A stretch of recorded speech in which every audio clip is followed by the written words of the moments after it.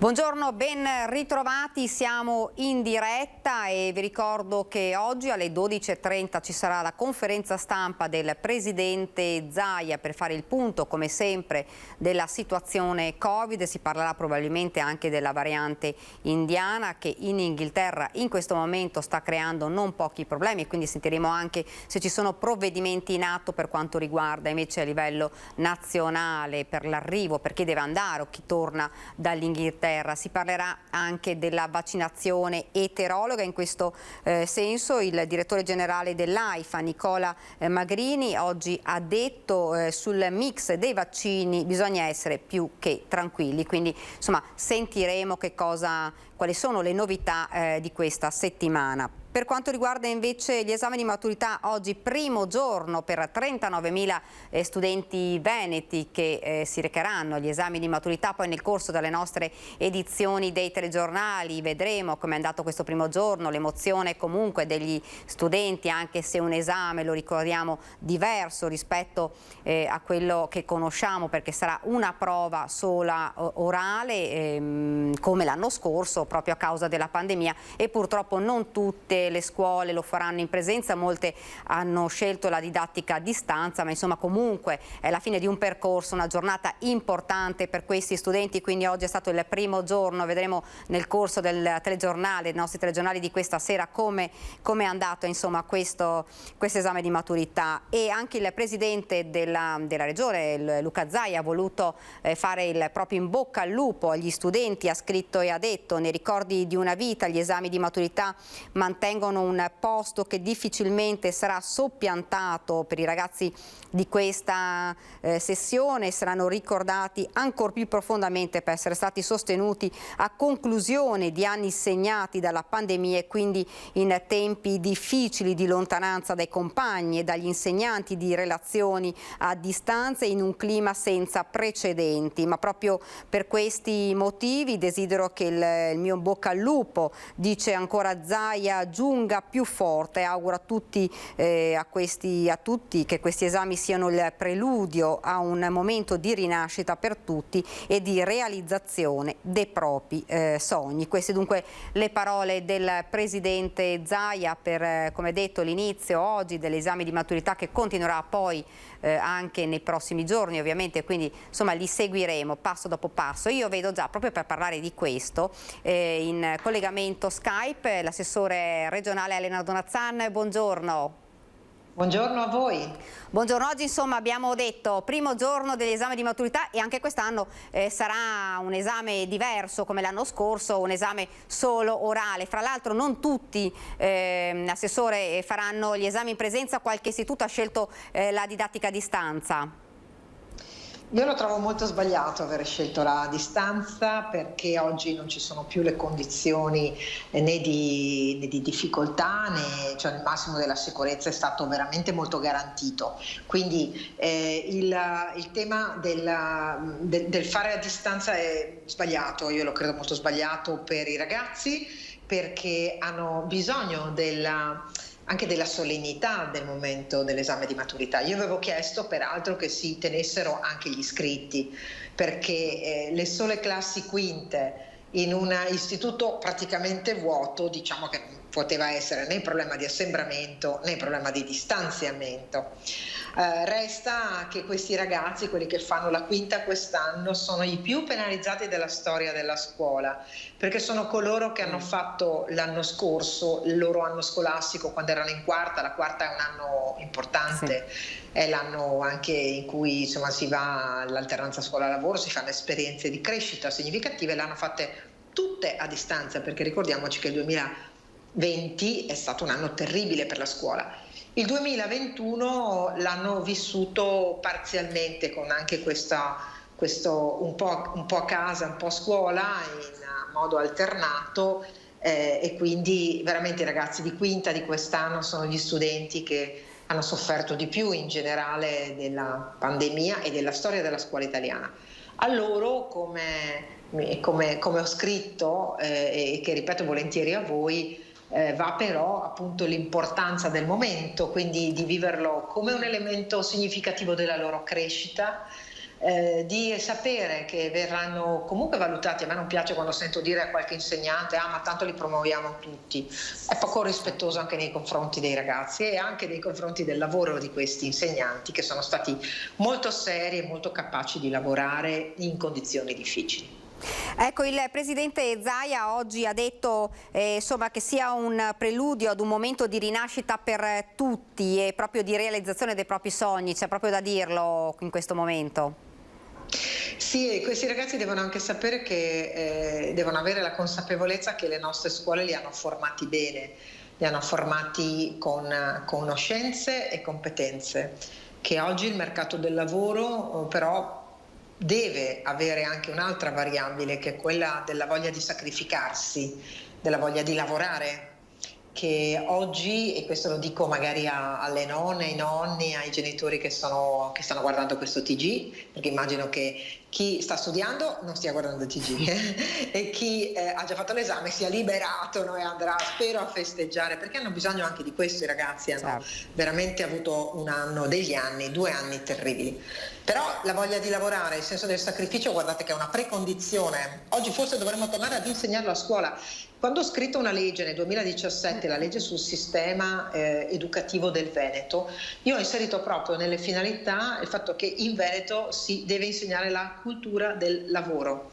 È una attitudine non solo più educativa, il rispetto degli orari, la voglia di andare a lavorare, la voglia di sacrificarsi, di non chiedere subito quanto prendo e quanto sto a casa. Ai ragazzi serve anche sapere che il mondo fuori si aspetta questo da loro e che è bello anche avere le giuste competenze, il percorso molto robusto fatto nelle scuole del Veneto, che hanno sempre delle valutazioni molto alte nelle indagini che il Ministero fa, quindi non siamo noi stessi a dire che siamo bravi, sono gli altri che dicono che noi siamo bravi. E l'ultimo, ovviamente, l'ultimo miglio lo fanno i ragazzi con il loro carattere, con la loro voglia di lavorare. Assessore, che cosa rimarrà di quest'anno, ma anche dell'anno scorso, perché anche l'anno scorso è stato un esame diverso, insomma, solo orale? Beh, come ho detto, a me rimane un po' l'amarezza quest'anno. Condivido le parole del presidente Zaia, questo era l'esame di maturità, poteva essere veramente entrare nel mondo nuovo, non solo per i ragazzi ma per noi tutti, e si poteva tranquillamente fare l'esame, tutto l'esame, la parte scritta, seduti distanziati, e quella orale ovviamente tutti in presenza, perché anche il colloquio, lei lo sa perché vive di video e lei sa quanto è importante sapersi esprimere, saper comunicare, ma non solo per la sua di professione, dappertutto siamo nella società della comunicazione, dobbiamo essere in grado di gestire un colloquio, non solo un TikTok o un messaggino streaming sito e con le parole in un italiano più o meno raffazzonato, no? E quindi che cosa resterà? Resta che abbiamo saputo usare anche strumenti nuovi che potranno essere utili, perché qualche volta le lezioni potranno anche essere fatte non per pandemia ma perché uno è a casa malato o perché è impossibilitato ad andare a scuola, anche con modalità diverse, comunque anche asincrone, anche riascoltare le proprie lezioni. Si potrà veramente pensare che la riorganizzazione del tempo anche nella scuola potrebbe essere interessante da immaginare, con qualche esperienza di alternanza scuola-lavoro fatta in modo innovativo. Io credo che oggi noi abbiamo imparato molto da questa pandemia, ci siamo sicuramente resi capaci di rispondere a delle nuove esigenze, e ora dobbiamo guardare, non tornare indietro, non si può mai tornare indietro, la storia è un continuo scorrere verso avanti, ogni momento è diverso, però ognuno di noi ha appreso, e anche noi come Regione abbiamo appreso molto nel modello organizzativo. Ecco, sta continuando la campagna vaccinale e insomma i ragazzi hanno risposto in maniera massiccia, moltissime le prenotazioni, moltissimi ragazzi che si sono già vaccinati, quindi che cosa si aspettano per il prossimo anno? Si dovrebbe tornare insomma ad un anno, diciamolo, insomma un anno regolare? Tutti noi ci aspettiamo che i vaccini siano risolutori di questa pandemia e quindi è chiaro che riuscire a coinvolgere, a convincere quante più persone significa anche poter garantire a tutti noi una nuova normalità. Ecco, nuova perché comunque abbiamo imparato delle cose, abbiamo imparato banalmente molta più igiene personale, no? Le mani, quante volte adesso no? ci disinfettiamo, usiamo igienizzanti, siamo molto più attenti a delle relazioni, però devono tornare ad essere anche relazioni fatte di affetto, di abbraccio, di un bacio, di un sorriso in più, perché anche con la mascherina, insomma. Senta, di questi 2 anni di pandemia a livello scolastico rimane un po' una fotografia, insomma, diciamo non bellissima, che è quella delle sedie a rotelle, dei banchi a rotelle, scusi, che sono stati accatastati nei magazzini e che sono rimasti là. No, lei li ha definiti bene, sa, con questo suo lapsus, perché il termine tecnico, in effetti sono passati al nostro dibattito pubblico come banchi con le rotelle. La verità è che è una seduta innovativa con rotelle, questo è il termine tecnico, quindi è una sedia, letteralmente. Lo spazio, io mi sono seduta perché ho voluto provare, diciamo che lo spazio non è nemmeno sufficiente per poggiare un tablet, meno che mai per un libro, per un dizionario, per una versione di latino o di greco, per un testo di matematica dove devi magari fare una grande equazione, cioè diciamo che non sono banchi che avrebbero potuto né dovuto essere portati nelle nostre scuole, e resta veramente una macchia di una cattiva gestione della cosa pubblica, perché poi abbiamo pagati tutti, perché poi io ho risposto anche a delle interrogazioni, all'interrogazione del collega Razzolini in aula, quindi con un atto formale ufficiale, ho ben detto che insomma qui 1 su 3 è finito in magazzino perché non era utilizzabile. Ecco, resta quello, resta anche però da gestire un futuro, al netto che appunto io chiedo che ci siano delle responsabilità e siano acclarate. Con la pandemia non si può giustificare con lo stato di emergenza che insomma anche le cose sbagliate passino in cavalleria, sarebbe veramente molto grave. Invece ciò che resterà saranno i conti che dovremo fare con la tenuta psicologica dei nostri ragazzi e sociale, perché guardi, lo dico sempre perché ad ascoltarci ci sono le famiglie ad ascoltare questo vostro telegiornale, ma i ragazzi hanno veramente grandi problemi, sono aumentati i disturbi dell'alimentazione, quindi quando vostra nipotina o figlia accantona, spezzetta il cibo è un indicatore, provate a capire. C'è l'aumento dell'autolesionismo, guardi, questa è una cosa devastante ed incomprensibile per chiunque, per me, per una mamma, per un papà, no? Una bambina, una ragazzina che si fa della violenza, così come anche nei maschi sono aumentati i disturbi dell'alimentazione, e i ragazzi, in una indagine che è stata fatta a livello nazionale, dicono per oltre il 45%, cioè quasi la metà, che sono stati anni persi. Noi non possiamo permettere che un adolescente, un ragazzino delle scuole medie, meno che mai un bimbo, possa avere questa sensazione, cioè di avere perso del tempo. Dobbiamo veramente fare in modo che ci sia molta più socializzazione. E a tal proposito, e chiudo, come Regione noi abbiamo voluto fare 2 iniziative che valgono anche, insomma, le risorse che sono riuscita con la Giunta a raccogliere, ma di 600.000 euro che destineremo all'attività laboratoriale con il teatro, perché il teatro è socializzazione, quindi non il teatro passivo, lo spettacolo i ragazzi lo devono vedere,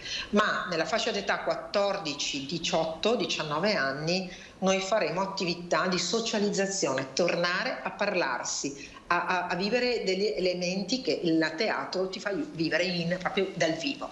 E dall'altro dello sport, con l'Università di Padova, con la Fondazione Università di Padova, con il professor Paoli, noi faremo attività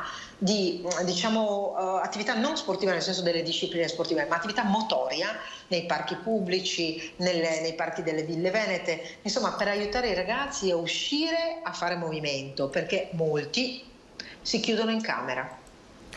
Ecco, Assessore, proprio per questo volevo chiederle anche un'ultima cosa, proprio per tutte le problematiche che lei stava elencando e che ha portato, insomma, questa pandemia ai ragazzi, c'è un'iniziativa, qualcosa per supportarli proprio a livello psicologico nell'inizio del prossimo anno? Da oramai un anno e mezzo circa, e con il Ministero dell'Istruzione si è inteso tenere anche la figura dello psicologo all'interno delle scuole, per l'ascolto, per l'affrontare i problemi in modo diverso, per essere di aiuto ai ragazzi e agli insegnanti, perché anche gli insegnanti hanno sopportato un peso notevolissimo. Quindi sì, la risposta è che ci rendiamo ben conto che la difficoltà è molto più psicologica che didattica, che la pandemia non era solo cambiamo e facciamo didattica a distanza, ma abbiamo chiuso i nostri ragazzi a casa, nelle stanze, con una comunicazione fatta solo con un telefonino spesso. Certo. E oggi 1 su 3 ha abbandonato la propria attività agonistica sportiva. È gravissimo, perché un agonista era comunque un ragazzo più motivato. Io credo molto che lo sport faccia assai bene e dovremmo farlo fare a tutti i ragazzi quasi obbligatoriamente, ma quando un agonista abbandona è ancora più grave. Certo. Assessore, la ringrazio, grazie davvero, grazie, buon lavoro. Altrettanto. Grazie. Adesso noi ci fermiamo proprio per qualche istante di pubblicità, poi torneremo in studio e parleremo anche della Movida a Jesolo e l'allarme lanciato dal sindaco che chiede più agenti per mantenere la sicurezza e la tranquillità nella zona balneare. Quindi pubblicità.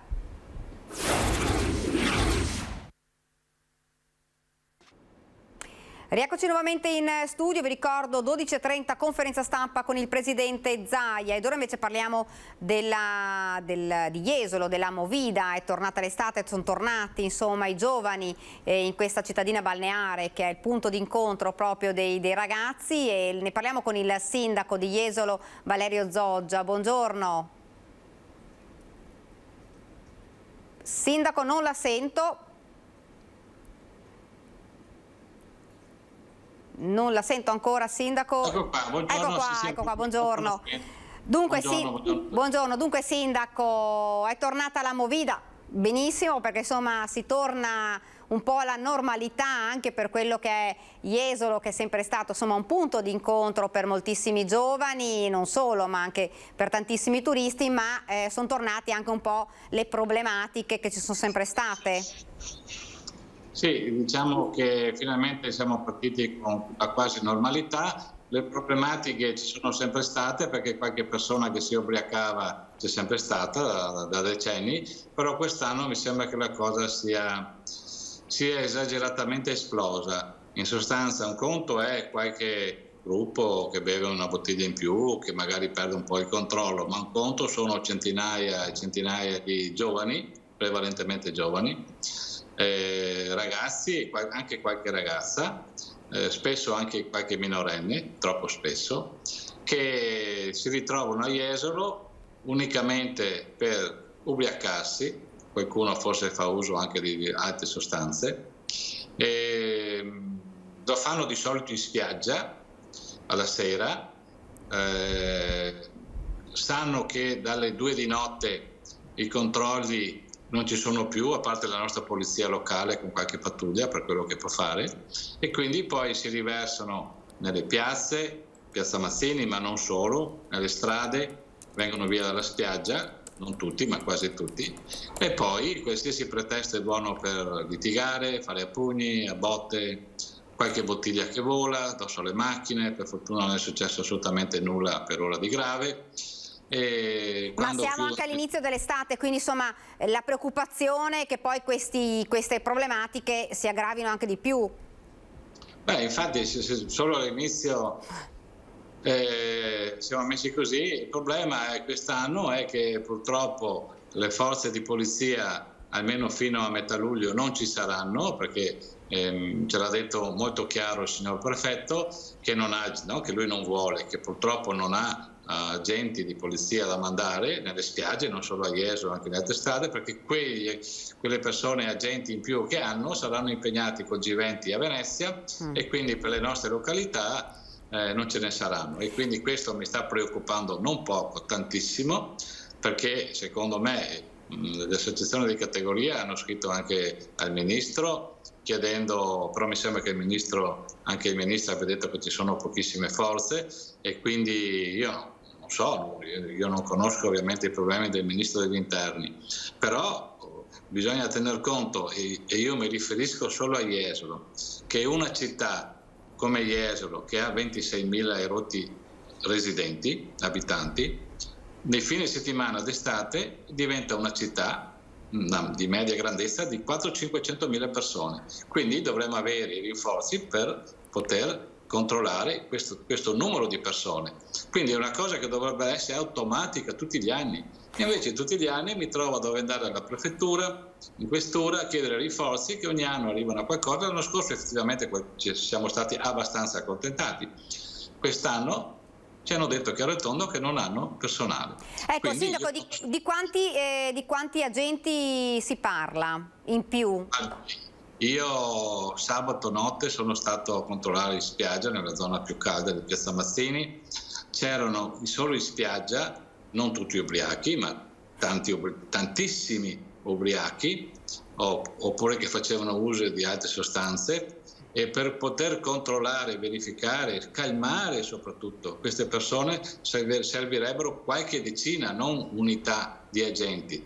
Ho detto 100 in una frase, ma dico potrebbero essere anche di più o anche qualcosa di meno. Comunque di sabato sera, notte, servirebbero almeno tra Polizia di Stato, i nostri polizia locale che va in aiuto ai carabinieri, minimo 100 persone, minimo. Ma tra l'altro persone preparate, perché si deve fronteggiare delle persone che purtroppo a volte perdono il controllo e quindi non è facile, bisogna sapere come intervenire, non è che puoi mandare qualsiasi persona a controllare queste persone.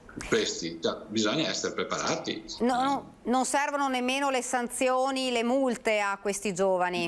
Diciamo, io l'ordinanza l'ho fatta per cercare di attenuare questo problema. Infatti sono state fatte oltre 10 sanzioni e continueremo anche questo weekend, il prossimo weekend. Però ovviamente sapevo che non si risolveva il problema, anche perché gli approvvigionamenti di alcolici e superalcolici vengono fatti durante il giorno prima, sui bauli delle macchine, dappertutto. Quindi io chiedo, lo ripeto, oltre ad avere più agenti, anche la collaborazione dei nostri esercenti, perché è giusto, loro devono lavorare, sono stati quasi 2 anni senza fare incassi, capisco tutto, però non si può assolutamente vendere bottiglie di liquori, come ho visto sabato notte, a ragazzi che si vede benissimo che sono alterati. Io ho visto più di qualche situazione del genere e non va bene, perché dobbiamo tutti lavorare nella stessa direzione, perché non è giusto che una località come Jesolo, tra l'altro che stiamo impiegando risorse molto importanti per la promozione,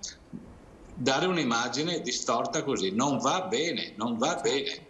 Crea anche danni comunque all'immagine proprio della città balneare. Certo, sicuramente danni di immagine, perché come dicevo, stiamo promuovendo anche all'estero la nostra località. Per fortuna è amata, sono tante prenotazioni, si vedono già i primi turisti, anche adesso arrivo dal Lido, vedo tanti stranieri, tedeschi, austriaci, svizzeri, un po' di tutto. Quindi stiamo tornando alla normalità durante il giorno, fino a mezzanotte, l'una. Poi c'è quello che abbiamo detto prima e non va bene, devono aiutarci, dobbiamo fare di tutto. Non parlo solo delle forze di polizia, certo, comune e anche imprenditori privati. Sindaco, e le ordinanze che aveva emesso non sono servite comunque? O comunque sì, sono servite solo in parte? Sì, servono in parte, non è escluso che se dovesse peggiorare e non troviamo altre soluzioni ci debba fare qualcosa. Tipo, Sindaco, cosa? Ma diciamo è nei poteri dei sindaci poter chiudere delle strade, degli accessi, dei tratti delle piazze, dei tratti vediamo, stiamo valutando varie ipotesi, adesso monitoriamo sia questo weekend che il prossimo e dopo, se la situazione non dovesse migliorare, qualcosa dovremo fare. Ecco, fra l'altro, Sindaco, persone ubriache e, se non ricordo insomma male, anche negli anni scorsi anche problemi poi che si scatenano le risse, perché questi ragazzini poi arrivano ovviamente in preda ai fumi dell'alcol, poi reagiscono anche con violenza. Sì, purtroppo quando sono alterati dall'alcol qualsiasi pretesto è buono per litigare, o perché uno magari fa un complimento a una ragazza, o perché c'è qualcuno di colore tra di loro che non... c'è sempre un po' di tutto. Ci sono purtroppo anche c'è qualche spacciatore, quindi che magari propone della roba, eccetera. Quindi è un misto di situazioni che devono essere controllate da chi ha competenza. Ecco, lei prima diceva ragazzi, ma anche purtroppo tra questi gruppi anche minorenni. Sì, ci sono dei minorenni. Io ho chiesto al signor prefetto l'altro giorno, ho fatto una proposta che tra l'altro mi ha detto che non è, il signor questore mi ha detto che non è possibile, cioè in sostanza non metterli in carcere. Quando si trovano questi ragazzi minorenni, li portate in caserma e li tenete là finché il giorno dopo non vengono i genitori a ritirarli. Ma dicono che è un'operazione, mi hanno detto che è un'operazione molto difficile, perché una volta che loro li portano in caserma, se non vanno i genitori, perché spesso succede che i genitori non vanno, o perché sono impegnati, o perché non vogliono, o perché non so, e loro non possono lasciarli liberi, devono trattenerli all'interno della caserma, oppure devono metterli in una comunità che non ci sono, almeno nelle nostre parti non ci sono, e quindi è un problema. Sindaco, un appello anche alle famiglie, insomma, perché soprattutto per i minorenni, purtroppo per i maggiorenni non si può far molto, nel senso dovrebbero avere loro un senso di responsabilità, però insomma per i minorenni anche un appello alle famiglie. Sì, sicuramente un appello alle famiglie, e lo faccio ovviamente da padre, che ho dei figli maggiorenni ormai, visto la mia età, però non è bello vedere dei ragazzini di 13-14 anni ubriachi per le strade, che io credo sinceramente che più di qualche genitore non conosca la realtà dei loro figli, e quindi sarebbe bene che i genitori controllassero, almeno quelli che sono minorenni, controllassero i propri figli nel limite del possibile. Sappiamo che sono anni difficili, che la scuola ha problemi, che le parrocchie hanno problemi, qua abbiamo tutti i problemi, però serve secondo me delle leggi fatte bene. Quindi i primi responsabili di queste situazioni secondo me sono i politici. La politica ovviamente è quella che fa le leggi, non la politica che amministra come a livello locale. E dopo ovviamente bisogna interessare chi ha studiato per queste cose, quindi abbiamo sociologi che devono dire e insegnare a casa, a scuola, nelle parrocchie, nelle comunità, cosa si deve fare, perché stiamo andando verso un degrado. Ma non è solo Jesolo ovviamente è un piccolo esempio, certo. Ma abbiamo visto tutti quest'inverno, ma anche lo scorso inverno sarà il lockdown, sarà non so cosa, nelle grandi città, Roma, Milano, ma anche Mestre, Venezia, certo. Centinaia e migliaia di ragazzi che non so. Grazie. Sindaco, io la ringrazio, è arrivato il Presidente Zaia, grazie davvero Sindaco per essere stato con noi. Buona giornata. Grazie, saluti, buona giornata. Ringrazio la dottoressa Ricci perché è qui oggi, e poi vi parlerà ovviamente delle sequenziazioni, per questo ho detto la Regina, dei tamponi. Tutte le sequenziazioni del Veneto passano attraverso il suo laboratorio, quindi Istituto Zooprofilattico delle Venezie, ed è anche l'occasione quindi per parlare del risultato di queste sequenziazioni, anche perché poi ve lo dirà lei, siamo i primi a livello nazionale per caricamento nel database nazionale. Fondamentale perché oggi vi parlerà anche della variante Delta, della situazione in Veneto. L'assessore Lanzarin, non so, abbiamo delle comunicazioni particolari oggi da dare? Se vogliono poi facciamo un riferimento alla delibera sulle recupero prestazioni, che poi nel pomeriggio vediamo la tabella. Bene, prestazioni. Io vi do il bollettino, due considerazioni, rispondo alle domande e poi torno su per la videoconferenza. Allora, intanto il bollettino, diamo inizio al bollettino, eccolo qua. Sono 5.547.000 tamponi molecolari e 5.032.719 tamponi rapidi. Totale sono 10.580.155 tamponi. 10.580.155 tamponi. Nelle ultime 24 ore abbiamo avuto 84 positivi, quindi il virus c'è ancora, cari signori, poco, ma c'è, e quindi bisogna evitare, come dico io, se ti passi una mezz'oretta in una cabina telefonica con uno di queste 84 persone, probabilmente torni a casa con un omaggio. Quindi bisogna evitare l'assembramento, che è cosa fondamentale, vivere il massimo possibile all'aria aperta. 84 persone, voi lo capite, sono poco più di una decina a provincia. L'incidenza, anzi la prevalenza è sempre bassa, 0,33, perché sono 84 positivi su 25.510 tamponi. 0,33 di, come la chiamiamo noi, incidenza o prevalenza, come si direbbe. Numero positivi dall'inizio del 21 febbraio sono 424.792. E vorrei dire una cosa, perché spesso chi vede il bollettino, legge il bollettino, parlo ai cittadini, mi dicono abbiamo avuto 424.000 positivi. No, questi sono solo quelli che noi abbiamo incrociato col nostro contact tracing o in particolar modo quelli che avevano sintomi, si sono recati da un medico o in ospedale.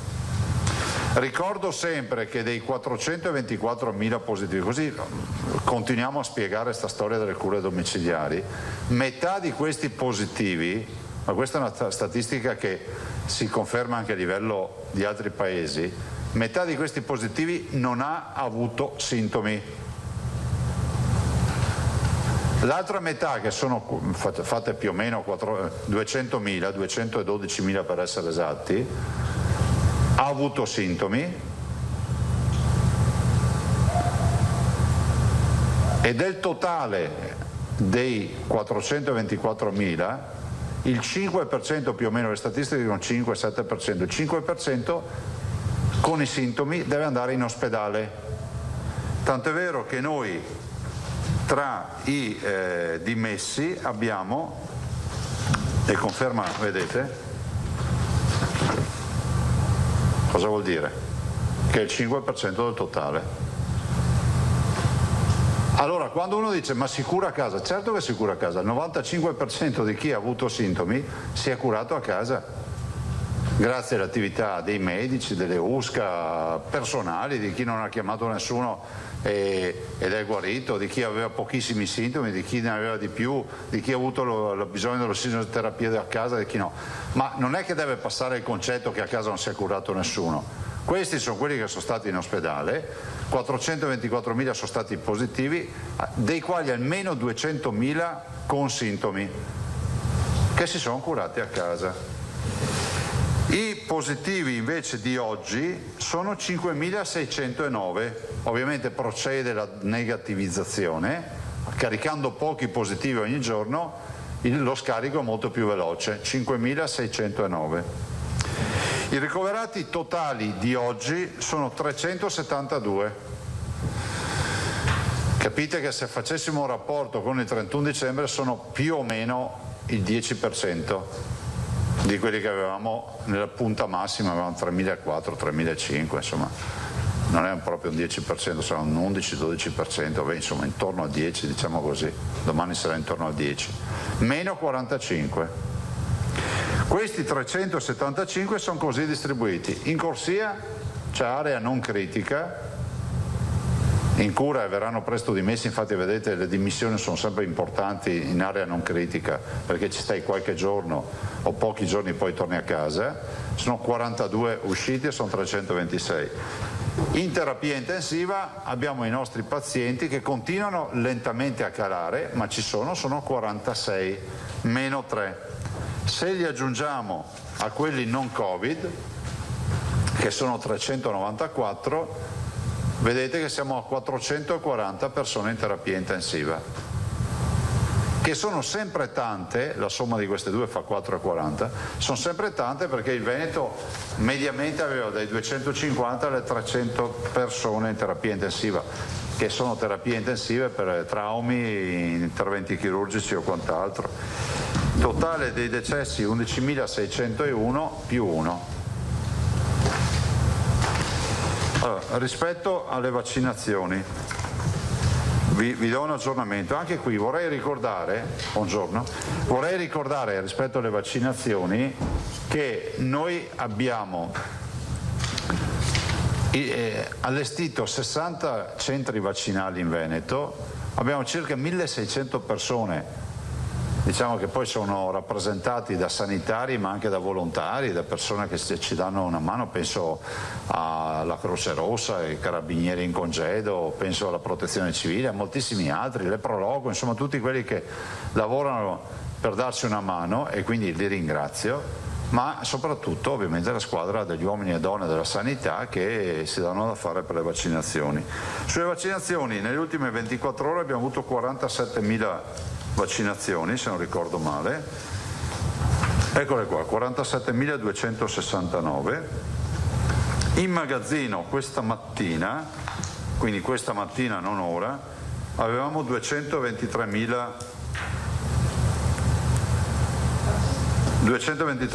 dosi di vaccino. Considerate che abbiamo finito i Pfizer, che è arrivato oggi.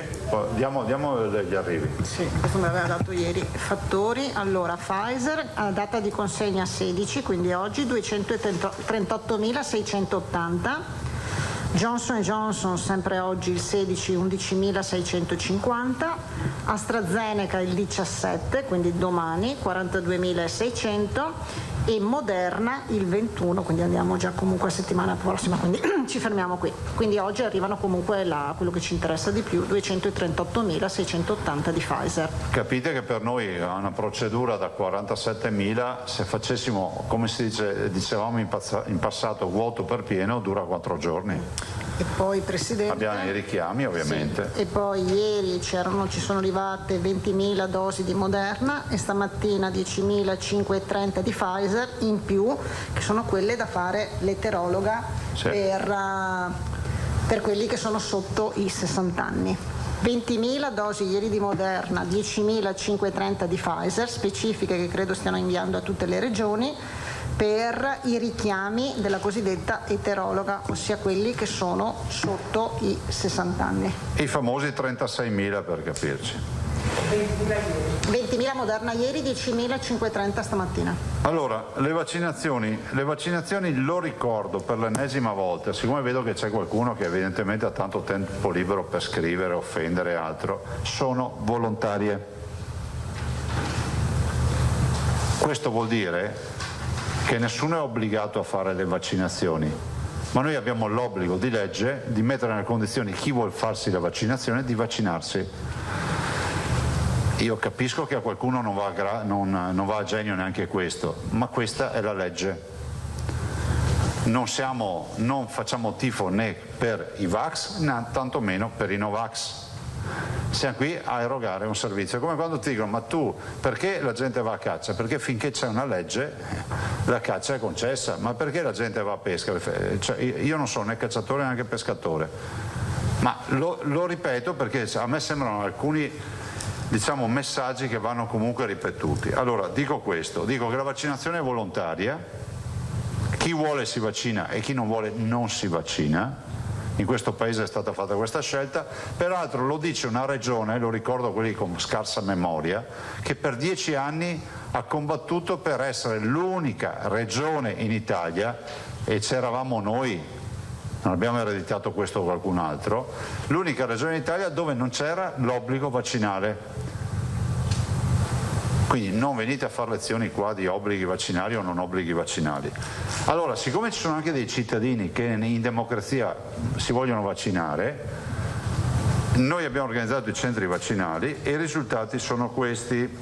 Sopra i 90 anni, gli 80 anni, scusate, vaccinati e prenotati siamo arrivati al 99,1%. Dai 70 agli 80 anni, scusate, dai 70 ai 79 anni, 88,5.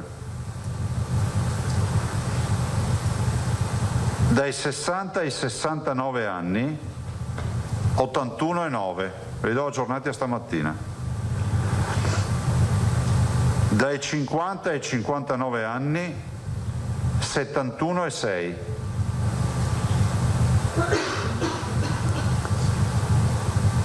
Dai 40 ai 49 anni 59,6.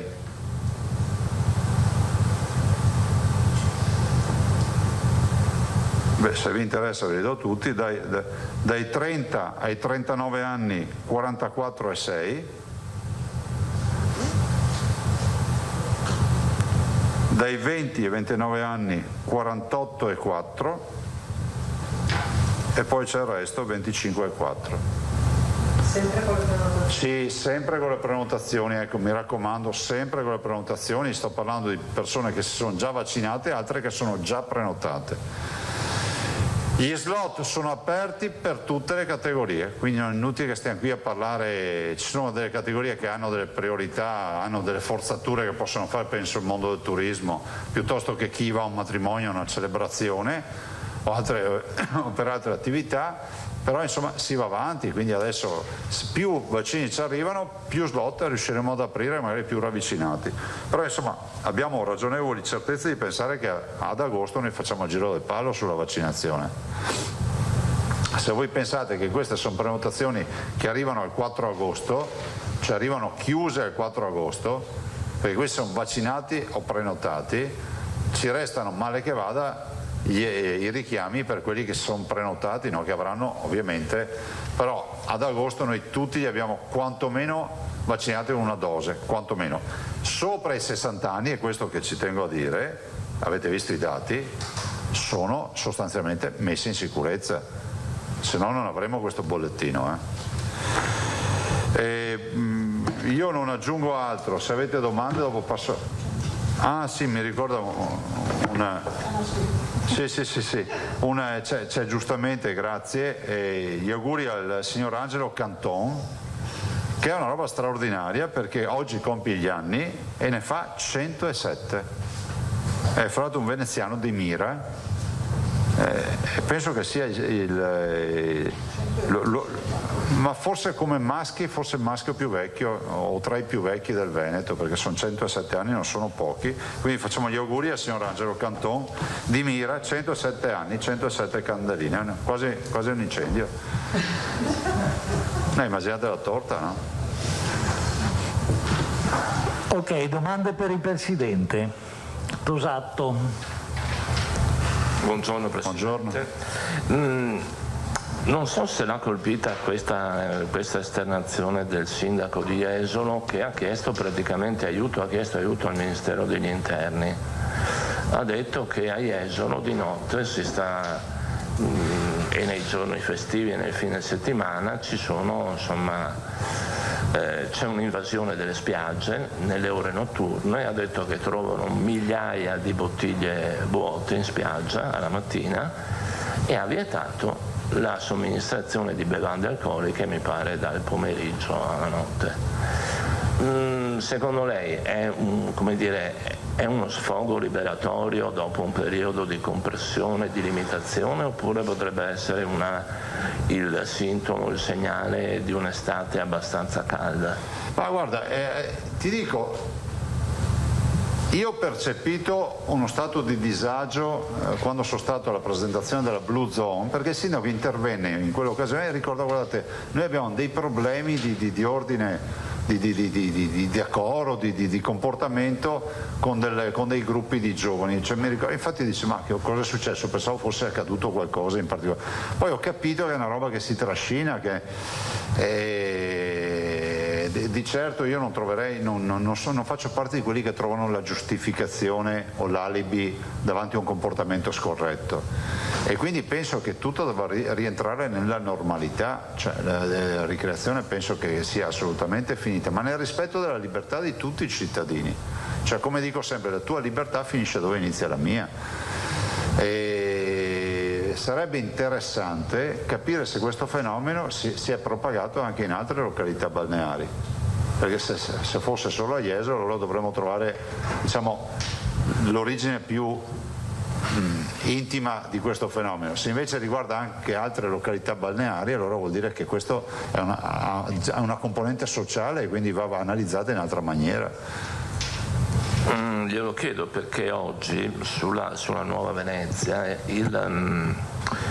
Paolo Crepè dice che a suo avviso occorre riaprire immediatamente le discoteche. nel senso che lui dice che comunque nelle discoteche è possibile esercitare un controllo anche preventivo se questi luoghi di aggregazione restano chiusi a tempo indefinito. A suo modo di vedere questi fenomeni di ammassamento, di aggregazione senza controllo e senza regole degenereranno. Sì, ma guarda, io non posso solo che condividere, no? Perché penso che queste frasi prima di Crepè a me le avranno riportate, penso, decine di volte i gestori di locali che dicono: noi rispettiamo la legge, linee guida, abbiamo la responsabilità, e mai nessuno ricorda, su quello che accade all'interno di un locale, quindi abbiamo il ruolo del controllo, noi non ci possiamo chiamar fuori. I ragazzi è inevitabile che vogliano fare festa, che vogliono centri di aggregazione. Ricordo che le discoteche hanno addirittura proposto di mettersi a disposizione per fare centri vaccinali, per fare tamponi, per testare per primi quella forma di Green Pass, in modo tale che centrino solo coloro che sono tamponati o sono vaccinati o sono guariti. Tutto ciò premesso, ancora oggi l'adagio nazionale è rappresentato dal fatto che le discoteche sono un problema. Ok, i gestori dicono: se siamo un problema spiegateci perché, noi siamo chiusi ormai da un anno e il virus è riuscito a fare 2 ondate con noi da chiusi, quindi vuol dire che proprio per le discoteche non è passato. Ovvio che la discoteca è un luogo di aggregazione, però se l'alternativa alla discoteca, questo ve lo dico, sono le immagini che stanno girando sui telefonini di decine se non centinaia di aggregazioni volontarie, di assembramenti volontari e feste che vengono organizzate e perché non sono in contesti di discoteca vengono anche tollerate da molti comuni, perché vorrei ricordare, insomma, che le immagini avete viste tutte di molte feste fatte, per cui penso che questa sia la dimostrazione. Crepè ha ragione da vendere. Dov'è che ha scritto Crepè? Sui vostri? Sì, è stato intervistato sulla Nuova oggi a proposito di Jesolo, del caso Jesolo. Ma sì, poi pensate anche al tema dell'abuso di alcolici, insomma, sei in un ambiente protetto, sembra quasi un assurdo, no? Vi ricordate il retaggio culturale degli anni '80 che la discoteca non era un ambiente sicuro? Oggi siamo arrivati al ragionamento che è all'opposto.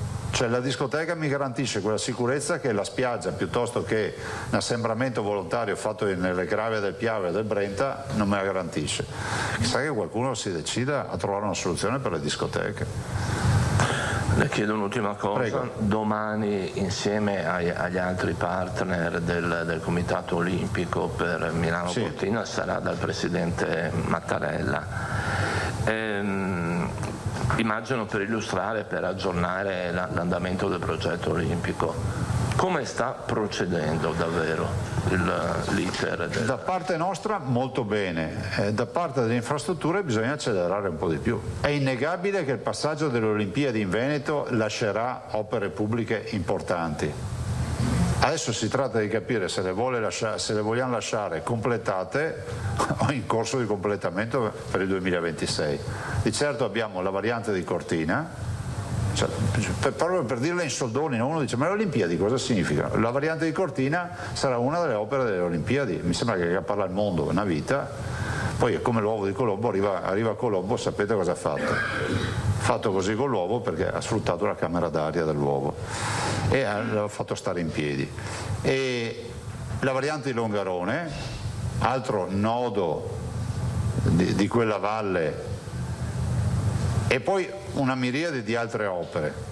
Stiamo parlando di un villaggio olimpico importante su Cortina, stiamo parlando di gare importanti, stiamo parlando di tutta una serie di attività di valorizzazione dei territori, stiamo parlando anche di quello che la Regione sta tentando di fare con i gestori per fare i famosi, voi sapete che è sempre stato un mio pallino da portare avanti, i collegamenti intervallivi, cioè di dire siamo capaci di arrivare al 2026 e collegare Cortina ad Arabba e Cortina al Civetta. Noi faremo un percorso sugli sci che è il doppio del Sella Ronda. Cioè, guardate, le Olimpiadi passano solo una volta, grazie a noi passano 2 volte nella storia. Dopo 70 anni, perché 56 e 2026 sono 70 anni. Allora col Capo dello Stato sicuramente andremo diciamo in delegazione ufficiale, perché non ci siamo mai stati. andremo in maniera molto, come si può dire, colloquievole e con la massima cordialità, parleremo col Capo dello Stato, perché vedremo che discorsi ne usciranno. Però è un incontro importante domani per noi. Le Olimpiadi sono, come si può dire, uno dei gol principali di questo paese. Capisco che Nemo profeta in patria, no? Però vorrei ricordare che noi siamo sede delle Olimpiadi 2026. Ce ne renderemo conto quando si accenderanno i riflettori, ci renderemo conto che il mondo intero parlerà di noi. E sarò dal Capo dello Stato anche giovedì prossimo con i colleghi governatori, quindi avrò 2 giovedì al Quirinale. Domani incontrerò anche alcuni ministri, non ultimo il ministro dello sviluppo economico, per parlare della questione di ACC, come vi ho anticipato l'altro giorno. Grazie. Prego. Martina Zambon per il Presidente. Presidente, buongiorno. Solo per tornare un attimo sul tema Giochi Olimpici, ma la società Infrastrutture Milano Cortina 2026 è stata costituita o no? Noi abbiamo fatto la nomina come era previsto, dopodiché domani incontro il Ministro Giannini e parlerò anche di questo. Ma lei ha capito perché si è incagliata? Prego? Perché si è incagliata questa vicenda a suo avviso? Allora c'è stato un passaggio di governo, vorrei ricordarvi che noi abbiamo avuto di mezzo la formazione del nuovo governo, c'è stato il Covid, poi c'era stato il problema dell'approvazione dello statuto, poi le nomine sono state fatte, adesso penso che sia operativa, insomma non ci sono altri problemi al fronte. Quindi è già costituita e operativa adesso? Penso lo sia, nel senso che noi la nomina l'abbiamo fatta, quindi noi abbiamo segnalato, indicato il nome dopo aver fatto il bando e tutto. Poi non so giuridicamente se l'hanno costituita o no, immagino anche di sì, ma prendetelo con il beneficio d'inventario rispetto al fatto giuridico. Ultimissima cosa, ieri sera il MIMS ha comunicato la proposta di altri 44 commissari per altrettante opere, oltre a quelli che già aveva indicato. A suo avviso avrebbe senso, visto appunto che di tempo se ne è perso abbastanza e l'orizzonte è molto stretto per il 2026, l'ipotesi di un commissario per la parte infrastrutturale dei giochi? Ma io penso, l'ho sempre detto fin dall'inizio, non è un mistero, che io sono sempre stato dalla parte di quei pochi che sostengono che ci vogliono controlli serrati, severi, avvalendosi delle istituzioni dello Stato, penso all'Autorità Nazionale Anticorruzione, alla Guardia di Finanza, alla Corte dei Conti, anche ai servizi se serve, insomma, noi poi non conosciamo tutti i delinquenti, no? Cioè le dinamiche, ma alla fine davanti, se questi sono, come si può dire, sono l'apripista per dire vai lì che lì c'è il percorso di legalità, poi alla fine ci deve essere uno che deve avere poteri pieni, commissariali, cioè deve avere poteri commissariali alla stregua del ponte Morandi. Se a Genova si è fatto un ponte in un paio d'anni o giù di lì, non si capisce per quale motivo dovremmo arrivare alle Olimpiadi senza le opere. Cioè questo è un paese, come vi dico sempre io, che ormai ragiona col fatto che se c'è una carriola con la malta c'è un ladro che l'accompagna. Cerchiamo di capire invece se quello che c'è la carriola è una persona per bene e lasciamolo lavorare. E allora per evitare che qualcuno si arricchisca notte e tempo si evita di portarla a malta, cioè questo è quello che accade nelle opere pubbliche. Sì, io mi riferivo solo alla tempistica, non ma la tempistica non prescinde dai poteri, chiaro. Perché oggi con la legge dei lavori pubblici intonsa tal quale tu non fai opere con la velocità che si dovrebbe fare, ma anche a livello internazionale si fanno opere molto più velocemente. E lo dico ai cittadini, finitela di citarci gli esempi o del passato che a me fanno girare le palle, sentirmi sempre dire hanno fatto quella diga in quel tempo, hanno fatto quella strada in 8 mesi. Sì, ma chiamavano l'azienda e dicevano vieni qua, fa l'opera, non c'erano gare, non c'erano controlli, non c'era niente. Non sto dicendo che rubavano, sto dicendo che avevano delle modalità di fare opere pubbliche che oggi non ci sono. Sentite, Ok, grazie. Alda Vanzan per il Presidente. Presidente, buongiorno. Buongiorno. Quindi, quando lei dice andremo in delegazione del Presidente della Repubblica e noi siamo pronti ma bisogna accelerare di più riguardo alle opere, chi è che deve accelerare? Io penso che il governo debba decidersi se dare poteri o non dare poteri. Potere non vuol dire una dittatura nelle opere pubbliche, vuol dire garantire delle corsie preferenziali dal punto di vista decisionale con tutti gli elementi di controllo che ci mancherebbe, ci debbono essere. Cioè, è inevitabile, abbiamo le istituzioni dello Stato che possono darci una mano a controllare, no? L'Autorità Nazionale Anticorruzione, Finanza, eccetera. Però cosa voglio dire?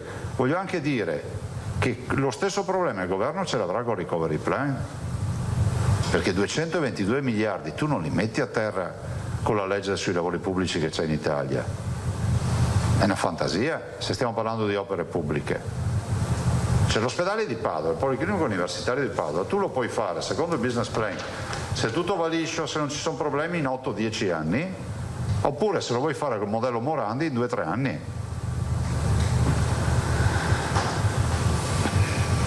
Allora, l'esempio è eclatante, è quello della Pedemontana Veneta. Pedemontana Veneta di fatto è un cantiere che si è realizzato in 8 anni.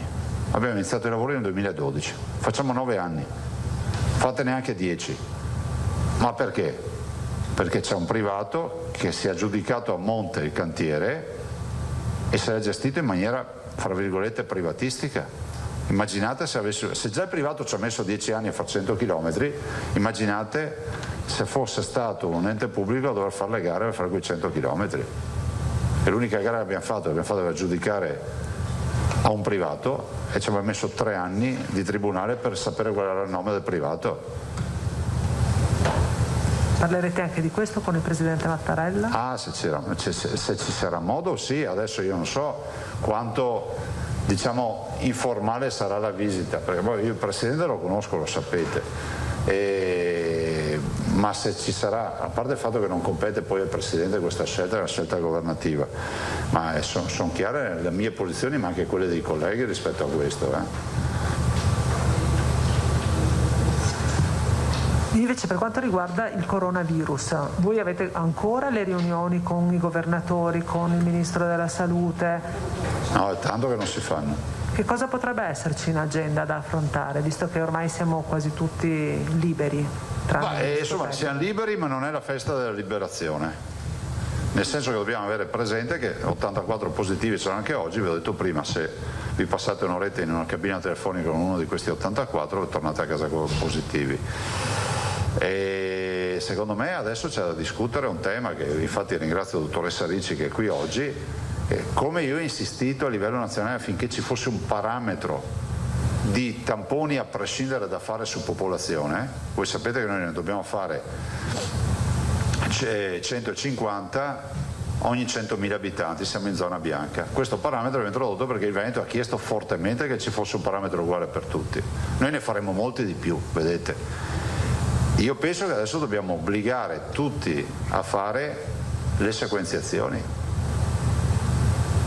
perché abbiamo capito una cosa, che siamo passati da un virus che cacciavamo con il carro armato ad un virus che oggi dobbiamo colpire col cecchino. Cioè, avete visto l'evoluzione anche della comunicazione che voi trattate. Siamo passati dal coronavirus alla variante Delta, alla variante inglese, alla variante sudafricana, e di mezzo c'è tutto il lavoro della dottoressa Ricci e dei suoi che fanno le sequenziazioni. Quindi secondo me la vera sfida da qui per buttare il cuore oltre l'ostacolo adesso è investire tantissimo sulle sequenziazioni, ed è esattamente il lavoro che sta preparando anche la dottoressa Ricci per fare veramente un polo di sequenziazioni che sarà a livello internazionale.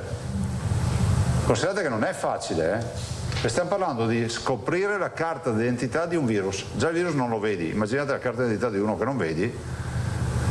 E quindi secondo me a livello nazionale bisognerebbe stabilire un benchmark per stabilire quante sequenziazioni si debbono fare. Ci sono già dei parametri, se ne parla, un 5% dei positivi, però non è perentorio questo benchmark, no? Tu li puoi fare come non puoi farli, cioè, io invece direi che bisogna aumentare ancora di più, arrivare anche oltre i livelli inglesi. Scusatemi, gli inglesi quando aprono un pub sono diventati i più bravi del mondo. No, leggo dichiarazioni, no? Però tutti si dimenticano che gli inglesi sono fatti 6 mesi di disastro totale, di chiusura totale, venendo da una prima fase di una pessima anche gestione. Poi con questo virus sfortuna è sfortuna, però che ci venga venduto il modello inglese come un modello di efficienza oggi sinceramente no, peggio ancora quando viene citato come l'efficienza della medicina territoriale. Ma avete presente com'è organizzata la medicina territoriale in Gran Bretagna? Se avete qualche amico che studia in Inghilterra o figlio di amici, fate scusa, ma se ti viene un'influenza cosa succede in Gran Bretagna? Sentite cosa vi dirà. No, perché io a volte leggo dichiarazioni a livello nazionale e dico ma scusa, forse mica ho visto un altro film, non lo so, però voglio ricordare che quindi loro fanno circa un 10% di sequenziazioni, noi dovremmo buttare il cuore oltre ostacolo e farne ancora di più. Il Veneto è in grado di affrontare questa sfida.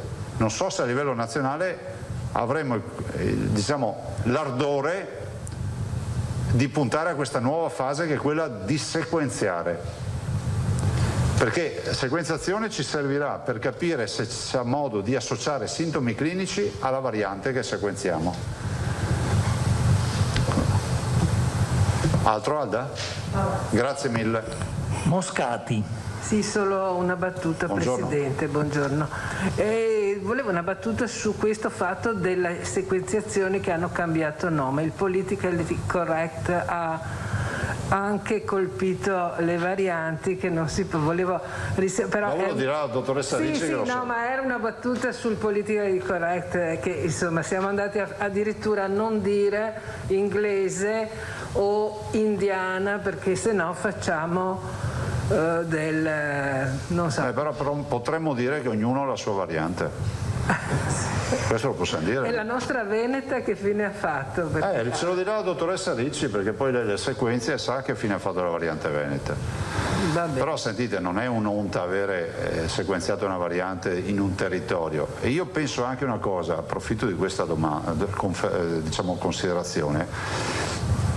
Posso capire, uno dice variante inglese mi sputtana, no? Cioè tutti parlano della variante inglese, però è pur vero che è fondamentale anche che sia geolocalizzata, perché siccome ognuno ha la sua variante, almeno capisci anche come comportarti. Se vedi la variante Delta, lo sa la dottoressa Ricci dove si trova in giro per il mondo, ma un cittadino qualsiasi, cioè, avrà o no il diritto di capire dove è più endemica e dove è più rara?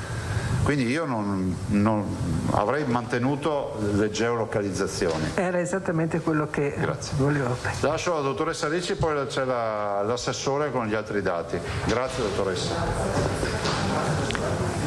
Variante Delta, che c'è anche in Veneto, oggi ve lo dirà. Ciao. Non lo sapevate? Sì. Ma c'è stato fatto un bel lavoro. Sì, voi scrivete. Io non lo vedo. Bene, buongiorno a tutti. Sì, oggi volevo farvi un po' il punto sull'attività di sequenziamento che, come sapete, in Veneto è coordinata e anche eseguita dall'Istituto Zooprofilattico delle Venezie. Come mi fa piacere dirlo, a livello nazionale quasi tutti gli istituti zooprofilattici sono entrati in campo, sia nell'analisi dei tamponi che soprattutto nelle valutazioni della genomica del virus e quindi delle sequenze. E questo perché a livello nazionale gli istituti rappresentano una rete molto capillare, ci sono 10 istituti sul territorio nazionale con circa 90 sezioni territoriali in tutta Italia e con una competenza di virologia molto spiccata, perché noi non ci siamo mai occupati o tangenzialmente di malattie che colpiscono esclusivamente l'uomo, ma ci siamo sempre occupati di zoonosi, per cui di tutte quelle malattie che dagli animali passano all'uomo. Quindi parlare di influenza aviaria o di Covid per noi non fa una gran differenza, e quindi ci siamo messi subito in gioco per contribuire a questo tipo di analisi. E qui in Veneto direi in modo particolare grazie, devo dire, anche alla lungimiranza della Presidenza e dell'assessore che da subito hanno capito l'importanza di questa attività. A me fa piacere ricordare che io ero qui un anno fa, a giugno del 2020, a parlare di varianti e dell'importanza di seguire il virus, se ve lo ricordate, forse sembrava un po' matta, ci si chiedeva, no, ma perché, ma il virus è uguale, diverso, muore, vive, no?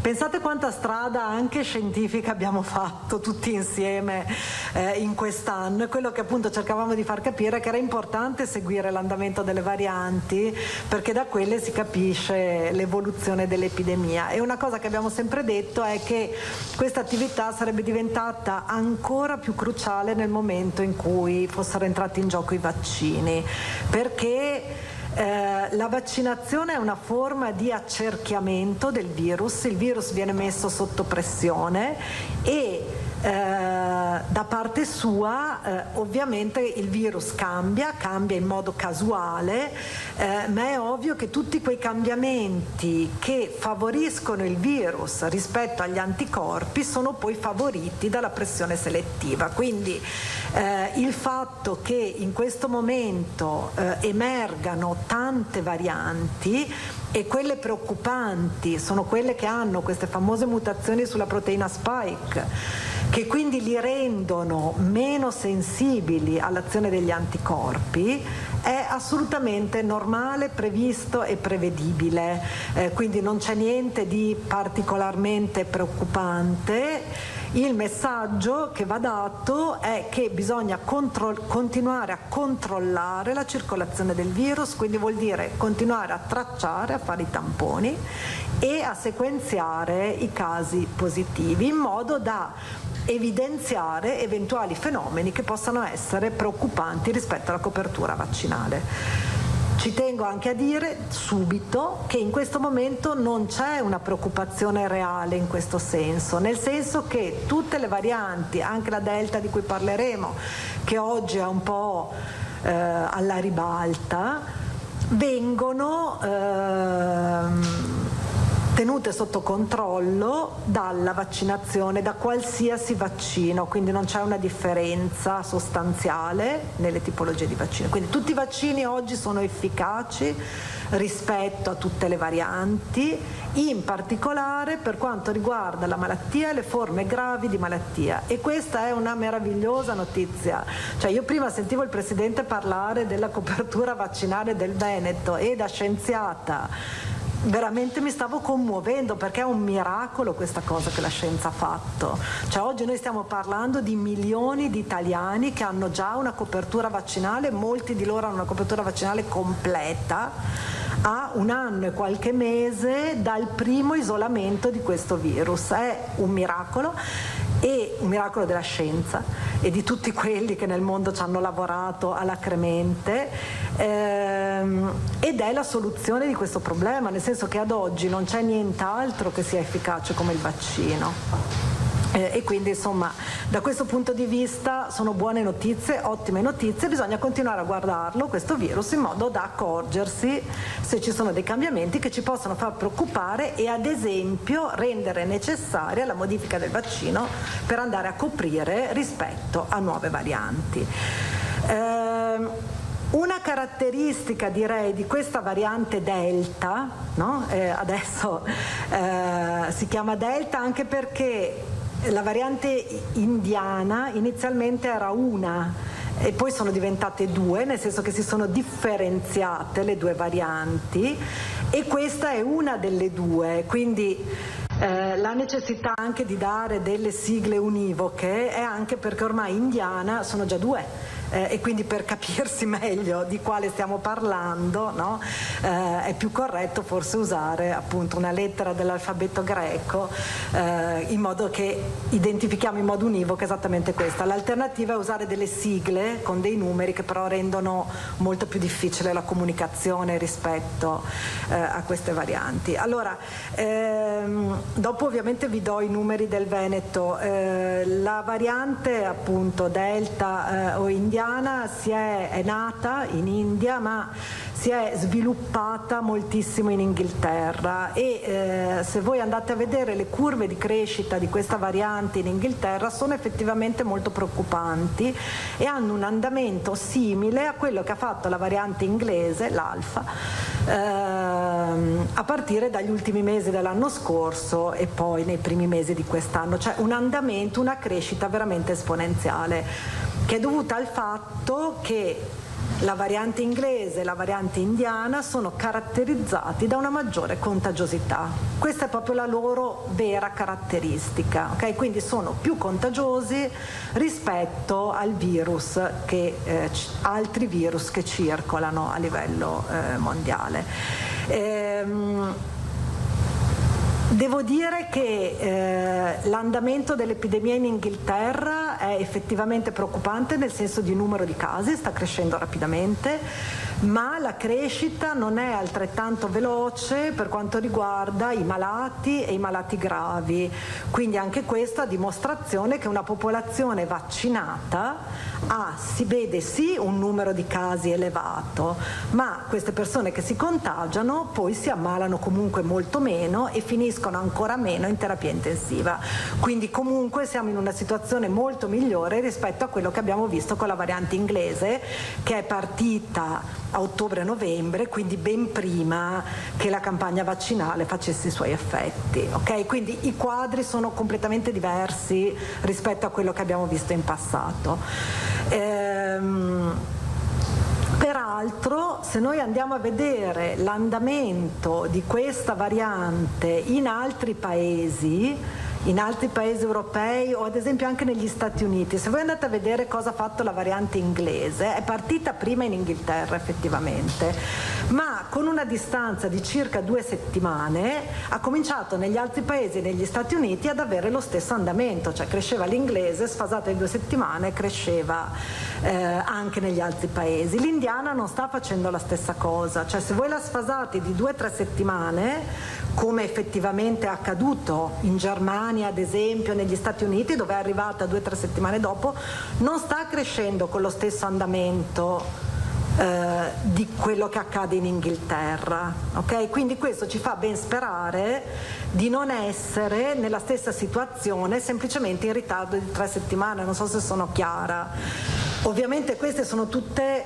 previsioni, io non ho la sfera di cristallo, non vi posso assicurare che l'indiana non crescerà in Italia come è cresciuta nei mesi scorsi in Inghilterra, però guardando l'andamento delle curve sembra che l'andamento sia diverso e probabilmente ci sono alcuni motivi. Allora, innanzitutto il ritardo temporale stagionale è un grandissimo vantaggio, cioè il fatto che da noi sia arrivata qualche settimana dopo ha fatto sì che noi siamo già in una stagione estiva dove, l'abbiamo imparato anche l'anno scorso, la circolazione del virus è molto ridotta, a prescindere dalla variante di cui parliamo, ok? Quindi è arrivata da noi in un momento in cui l'epidemia fa più fatica a circolare e questa è la prima buona notizia.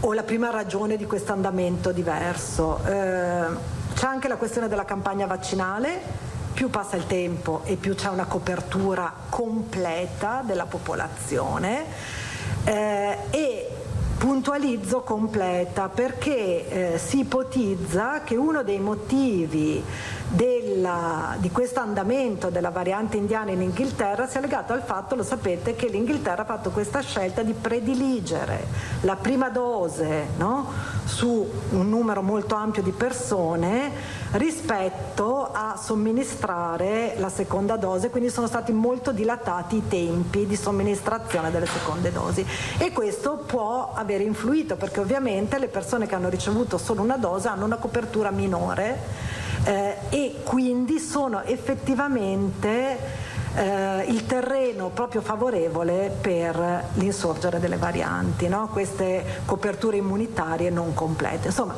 quindi tutti questi fattori ci fanno sperare che la variante indiana non si svilupperà da noi come si sta sviluppando in Inghilterra. L'ultima cosa che volevo dirvi a questo proposito è che comunque quando leggiamo l'Inghilterra ha bloccato le riaperture, tenete conto che oggi l'Inghilterra ha più o meno lo stesso livello di apertura, anzi un po' di più rispetto alle zone bianche in Italia. Quindi non stiamo parlando di un ritorno a lockdown o situazioni, no, di restrizioni importanti. Stiamo parlando di un rallentamento, diciamo, di passaggio dalla zona bianca alla libertà assoluta. Quindi insomma anche lì è vero, la situazione è preoccupante, ma non è certo drammatica come mesi fa, quando l'Inghilterra ha dovuto rimanere in un vero lockdown, ok? Quindi insomma la situazione è attualmente, proprio per questo motivo, perché è una variante che effettivamente corre ma non dà malattie gravi, perché i soggetti sono vaccinati, quindi la proporzione di persone che hanno malattie gravi è comunque più bassa rispetto a quello che accadeva quando non c'erano ancora i vaccini. Per cui insomma il modo di controllare questa malattia è senza dubbio correre con la campagna vaccinale. Mi pare insomma che i dati che sono stati riportati ci facciano capire che siamo su una buonissima strada, sia per quanto riguarda la prima dose che poi i richiami, insomma, nei tempi previsti ovviamente dalle ditte farmaceutiche. Allora, qualche aggiornamento sulla situazione in Veneto. Allora, intanto ad oggi noi abbiamo depositato nel database internazionale e in quello nazionale 1182 sequenze. Rispetto al database nazionale che è stato creato recentemente, siamo la regione che ha depositato più sequenze a livello nazionale. Oltre al sequenziamento completo, noi stiamo facendo anche moltissimi sequenziamenti parziali. Sono dei sequenziamenti solo della proteina spike, quindi non di tutto il genoma del virus, e sono molto utili e molto importanti perché ci permettono di identificare subito le varianti, e di questi ne abbiamo fatti 2479, quindi quando si parla di numero di virus sequenziati nel nostro territorio dobbiamo sommarli, perché anche il sequenziamento parziale permette perfettamente di identificare le varianti ed è un metodo estremamente utile, ed è un metodo che caratterizza il virus, e poi su una selezione di questi si fa appunto il sequenziamento totale.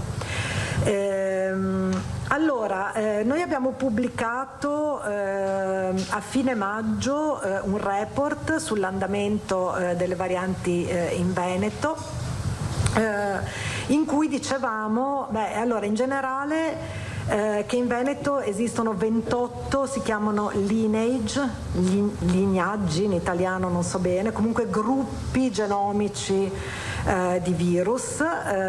Questo non significa molto, significa che c'è una variabilità di questo virus, ma significa che insomma siamo in grado col nostro sistema di sorveglianza di evidenziare rapidamente tutte le diverse tipologie di virus che circolano nel territorio. Abbiamo isolato, devo dire molto precocemente, tutte le abbiamo trovate subito, spesso come primi in Italia, tutte e 4 le varianti of concern, VOC si chiamano, variant of concern, vuol dire quelle preoccupanti, ok? Sono tutte preoccupanti appunto per questioni che riguardano la contagiosità e la possibilità di una risposta ridotta ai vaccini, ok? Nessuna preoccupazione rispetto a patogenicità, letalità, cioè le caratteristiche di questi virus è di essere più contagiosi e di avere qualche possibilità di scappare rispetto ai vaccini. Quindi le abbiamo tutte in Veneto, come tutte in Italia, l'inglese, l'indiana, la sudafricana e la brasiliana. Abbiamo caratterizzato anche delle altre varianti che non sono preoccupanti, sono di interesse. Le CDC prima identifica le varianti di interesse, cioè quelle che potrebbero avere delle mutazioni che potrebbero renderle preoccupanti. Queste vengono studiate e poi si decide se upgradarle a preoccupanti oppure no. Ne abbiamo anche di queste appunto di interesse, che sono la C36, che è una variante egiziana che deriva dall'Egitto, e la B.1.1 B.620 che deriva dal Camerun, almeno inizialmente è stata trovata in Camerun e poi comunque si è diffusa in diversi paesi, e anche questa insomma è una di quelle varianti da tenere sott'occhio perché potrebbe diventare una variante diciamo preoccupante. Ad oggi è assolutamente prevalente la variante inglese, ok? Quindi la variante alfa, con percentuali superiori al 94% dei virus isolati sul nostro territorio.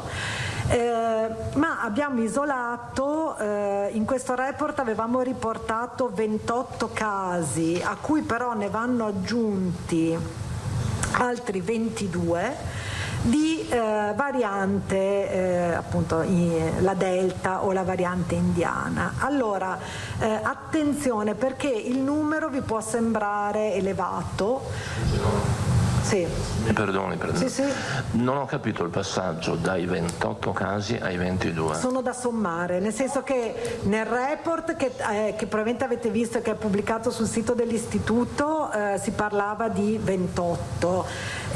Io ovviamente, siccome oggi venivo qua, mi sono fatta fare un report delle ultime sequenze fatte e se ne aggiungono altre 22.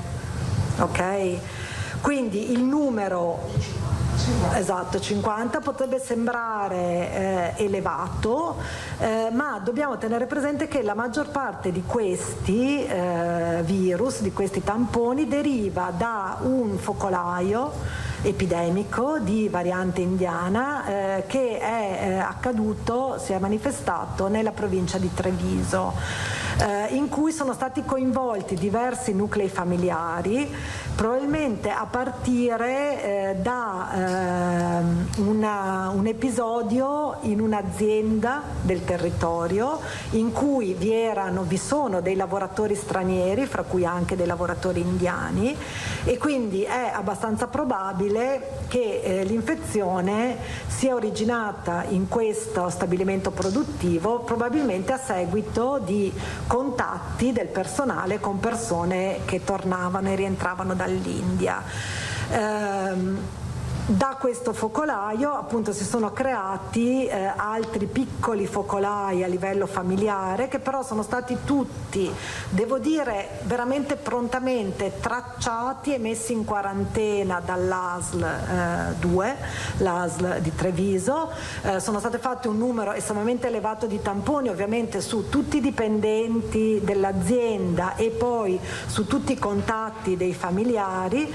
Sono stati trovati ulteriori casi rispetto a quelli iniziali, e questo è il motivo per cui poi il numero delle nostre sequenze è aumentato, perché ci sono stati inviati i tamponi per verificare che si trattasse dello stesso virus, ma messi tutti in quarantena, ovviamente vengono rifatti i tamponi periodicamente. Ad oggi il focolaio si sta spegnendo, nel senso che mi hanno detto che ieri c'è stata un'unica ulteriore positività, ma quindi insomma il focolaio è stato perfettamente circoscritto ed è in corso di risoluzione, per cui in questo momento io non vi so dire se la variante indiana sta crescendo nel nostro territorio, mi verrebbe da dire di no, nel senso che appunto questo è un cluster e i numeri derivano da quello. Gli altri casi sono tutti casi isolati, nella maggior parte dei casi legati a rientri dall'India, e anche qui tracciati perché tutti i viaggiatori che rientrano da paesi extraeuropei vengono sottoposti a tampone, quindi vengono tracciati, e i positivi messi in isolamento non hanno mai dato origine a ulteriori focolai, ulteriori casi. Per cui adesso aspettiamo il prossimo studio da parte dell'ISS, nel senso che l'ISS ogni mese, l'Istituto Superiore di Sanità, organizza uno studio a livello nazionale con una numerosità campionaria statisticamente significativa per vedere proprio l'andamento delle varianti nel tempo, e vedremo il prossimo, e comunque continuando anche noi a sequenziare sul territorio, se la prevalenza davvero aumenta. Però in questo momento la situazione sembra essere sotto controllo. Le altre varianti sono tutte veramente in percentuali bassissime, comunque tutte al di sotto ampiamente dell'1%, per cui insomma non mi sembra che ci siano assolutamente situazioni di preoccupazione. La cosa importante è continuare a tracciare, continuare a fare i tamponi e continuare a sequenziare, in modo insomma che se vediamo delle variazioni possiamo intervenire prontamente. Sì. Perfetto, grazie dottoressa Ricci. Io ho 2 richieste, Moscati e Zambon. Prego Moscati. Sì, buongiorno dottoressa. Buongiorno. Allora, prima ne ha parlato lei appunto della fase estiva che chiaramente ci facilita, perché a quanto sembra, ma questo lo chiedo a lei, il virus, pur essendo più contagioso, si comporta come lo si è comportato lo scorso estate e la casa madre, diciamo, per cui ha delle difficoltà nell'estate. Allora viene da pensare, la mente porta al famoso virus clinicamente morto di cui parlavamo lo scorso anno, e di quel fattore che ci aveva anche spiegato il dottor Rigoli, del fatto che nel momento che venivano evidenziati questi tamponi davano pezzettini di virus che avevano bisogno di più amplificazioni per essere. È la stessa situazione questa o è diversa? No, allora la situazione è simile a quella dell'anno scorso. Io non parlerei di virus clinicamente morto, non l'ho detto io, ma penso che certo, chi l'ha detto che era un clinico intendeva che la malattia vista dal punto di vista clinico non c'era più, perché non c'erano i malati. Quindi non era il virus che era clinicamente morta, era la malattia clinica che non si vedeva più, ed è quello che stiamo vedendo anche adesso, no? Man mano il virus c'è, circola, perché i positivi li troviamo, circola meno, ma i malati sono sempre meno, ok? Da cosa è legato? Questa è una malattia a trasmissione respiratoria, cioè voi pensate all'influenza, quante influenze normalmente vedete in estate, vediamo in estate, no? Lo sappiamo tutti, cioè l'influenza è una malattia stagionale dell'autunno e dell'inizio dell'inverno, no? Perché questa è proprio tipica delle malattie respiratorie, che si diffondono molto meglio in ambienti chiusi, perché i virus respiratori si trasmettono fra persona e persona attraverso l'infezione delle vie respiratorie, quindi l'ambiente chiuso favorisce la trasmissione, e anche i meccanismi di difesa del nostro apparato respiratorio d'estate sono molto più efficaci, ok? Quindi le malattie respiratorie tutte d'estate si manifestano e si trasmettono molto meno, e il Covid-19 non fa eccezione, per cui sicuramente ci aspettiamo anche quest'estate un andamento più favorevole, ma rispetto all'anno scorso abbiamo la vaccinazione. Sì, quindi... ma siccome alle persone, io interpreto ovviamente le domande delle persone, certo, alle persone della sequenziazione, di queste cose tecniche poco importa, vogliono sapere: ma io mi posso ammalare? Cioè, questa è la domanda. Io sono sicuro con la vaccinazione di non ammalarmi? Io so che è più pericoloso oppure non è più pericoloso questo? È questo che interessa, per questo certo, hanno bisogno di una rassicurazione. Certo, ecco. Allora la prima cosa che penso sia importante dire è che le persone vaccinate possono essere positive al virus, e questo non stupisce nessuno, è normale. Il vaccino non è lo scudo di Goldrake, cioè non è che il virus, no, arriva e rimbalza, quindi anche una persona vaccinata può entrare in contatto col virus e può infettarsi. Quindi il fatto che noi facciamo un tampone nasale a una persona vaccinata e la troviamo positivo non è un problema, non stupiamoci di questo. Quella persona però è molto improbabile che si ammali ed è praticamente impossibile che sviluppi una malattia grave. Quindi il vaccino protegge in parte contro l'infezione, in gran parte contro la malattia e moltissimo contro le forme gravi, ok? Quindi le persone vaccinate devono stare tranquille che hanno meno probabilità di infettarsi, ma anche se si infettano hanno una probabilità bassissima di ammalarsi e di ammalarsi gravemente, quindi il vaccino protegge da questo punto di vista. Chi si infetta vaccinato ha anche una probabilità molto più bassa di essere contagioso, perché l'eliminazione è praticamente inesistente, quindi io mi infetto ma non mi ammalo e non contagio, ed è questo il motivo per cui i vaccini funzionano. Vede, ma lei è molto chiara, però poi cozza contro tutto quello che invece viene detto, cioè del tipo, lei ha detto con l'aria aperta, il virus, il caldo e tutto questo che stiamo dicendo adesso va a cozzare contro, ma dovete portare la mascherina, ma non dovete questo, ma non dovete quello, che invece magari aiuta, perché lei dice giustamente, lo sappiamo tutti, l'aria aperta eccetera, il mare, il sole, e questo aiutano. Sì. E allora la gente dice, ma prima mi dicono una cosa e poi mi dicono un'altra, perché devo tenere sta mascherina, io vedo gente assolutamente anche anziana, per cui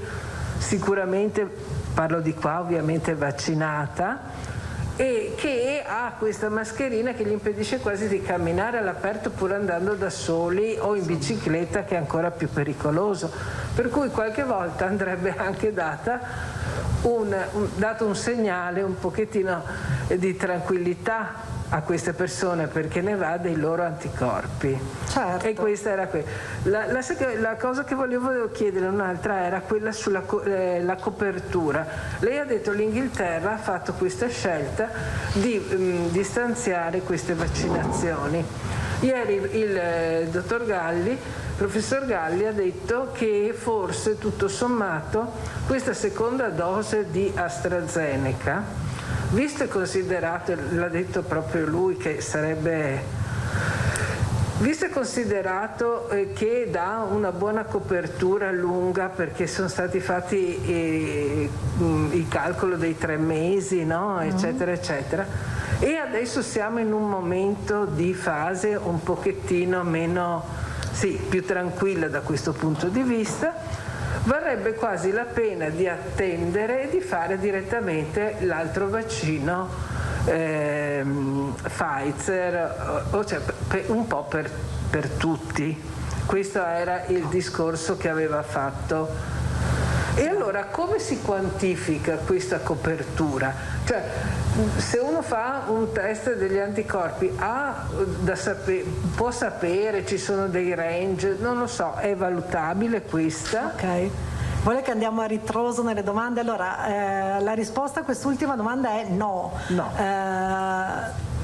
Togliete dalla testa di tutte le persone il fatto che abbia senso fare la titolazione degli anticorpi, a meno che non sia fatta su richiesta del medico, ok? Che per un qualche motivo, per valutare l'opportunità o meno di vaccinare ad esempio chi ha avuto il Covid, eccetera, ritenga di voler vedere il titolo anticorpale, però deve essere un medico che per motivi, no, di conoscenza del paziente decide di farlo, altrimenti non ha nessun senso, perché ad oggi non è possibile definire qual è il titolo anticorpale che dà, cioè diciamo confrontare il titolo anticorpale col livello di protezione, ok? Non serve a niente.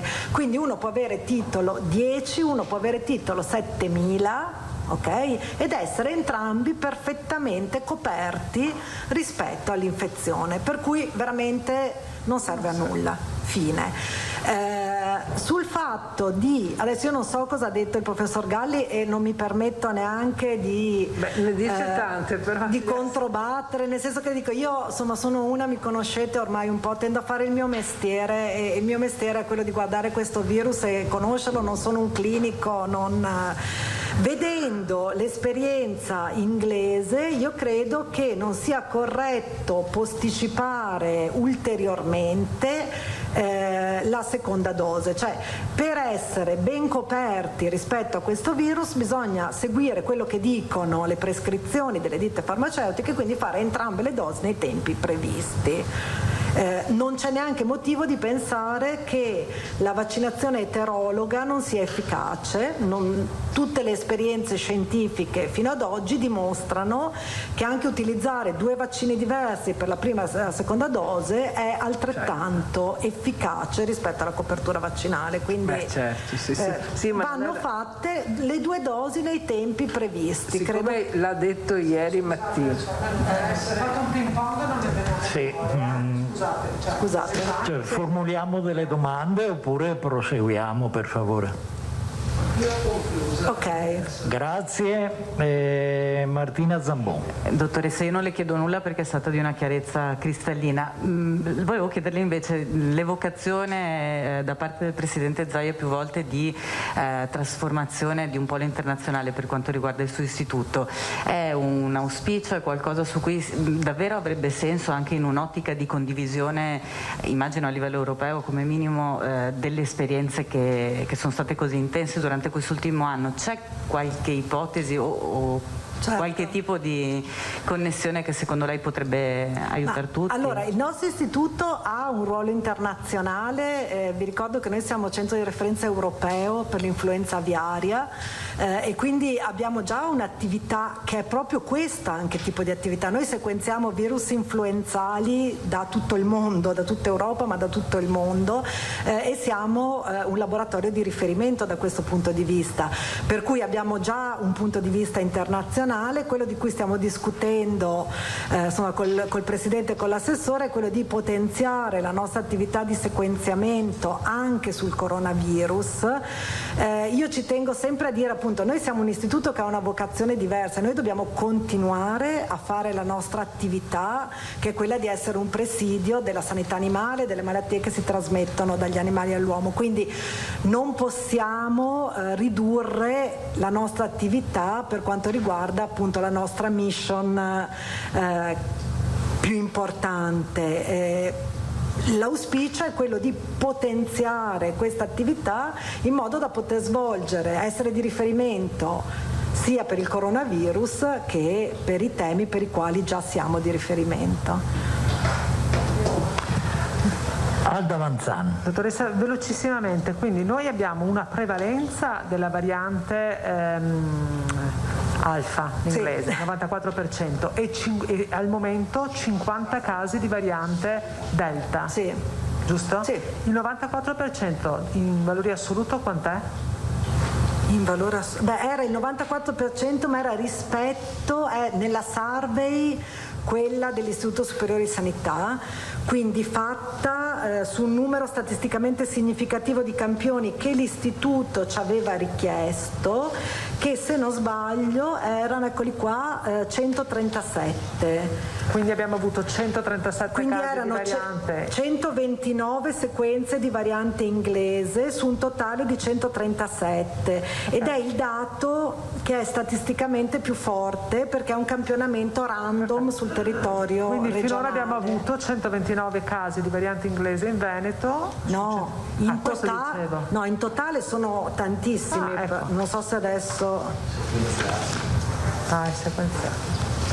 Vediamo, allora sono 711 in totale in Veneto da gennaio a maggio. Da gennaio a maggio abbiamo 711 casi di variante inglese. Però le dico 50 di variante delta. ad oggi, sì. Va bene, grazie. Però appunto ricordatevi che i numeri assoluti, siccome possono derivare da focolai, hanno Ma a certo, volte poi lasciano possono il tempo essere che molto trovano. di più perché sono quelli sequenziati. Sono quelli sequenziati, ma se noi sequenziamo 40 casi da un singolo focolai, quello statisticamente vale 1. Ok? Quindi è per quello che questi studi che hanno una valenza statistica sono quelli più importanti, che danno insomma una risposta più chiara. Bene, grazie. Se non ci sono altre domande per la dottoressa Ricci, mi pare ci fosse una comunicazione dell'assessore Lanzarin su una delibera abbastanza importante. Facciamo veloce anche perché è già tardi. Comunque nel pomeriggio vi arriva un comunicato più dettagliato anche con le tabelle riepilogative, quindi insomma avrete tutti i dati, ma siccome era stato più volte chiesto rispetto alle prestazioni sospese, galleggianti, insomma, che durante il periodo in cui avevamo bloccato le attività si erano accumulate. Allora ieri in giunta è passata una delibera riepilogativa che quindi che mette in atto un nuovo piano operativo per il recupero delle prestazioni che sono state quindi non erogate a causa del periodo della pandemia. Poi troverete anche le date quando sono state sospese, quindi perché noi abbiamo avuto 3 sospensioni, 2020 inizio, quindi quando c'è stato il lockdown complessivo, poi abbiamo avuto la sospensione verso fine anno fino a fine gennaio più o meno, e poi l'ultima sospensione che è stata quella di marzo-aprile. Quindi si sommano insomma 3 periodi di sospensione che erano sospensione, ricordiamolo, dell'attività specialistica non urgente ed emergenza, quindi tutte le attività specialistiche ambulatoriali a 30 e 60 giorni, che venivano quindi poi definite come quelle a 30 e 60 giorni, e anche l'attività poi di ricoveri legati a interventi non programmati ma non urgenti, no? Allora, questa delibera cosa dice? Dice che le USL hanno tempo fino al 30 di giugno, quindi hanno 15 giorni per fare un piano e per definire quindi le modalità con cui da qua a fine anno recuperanno le prestazioni.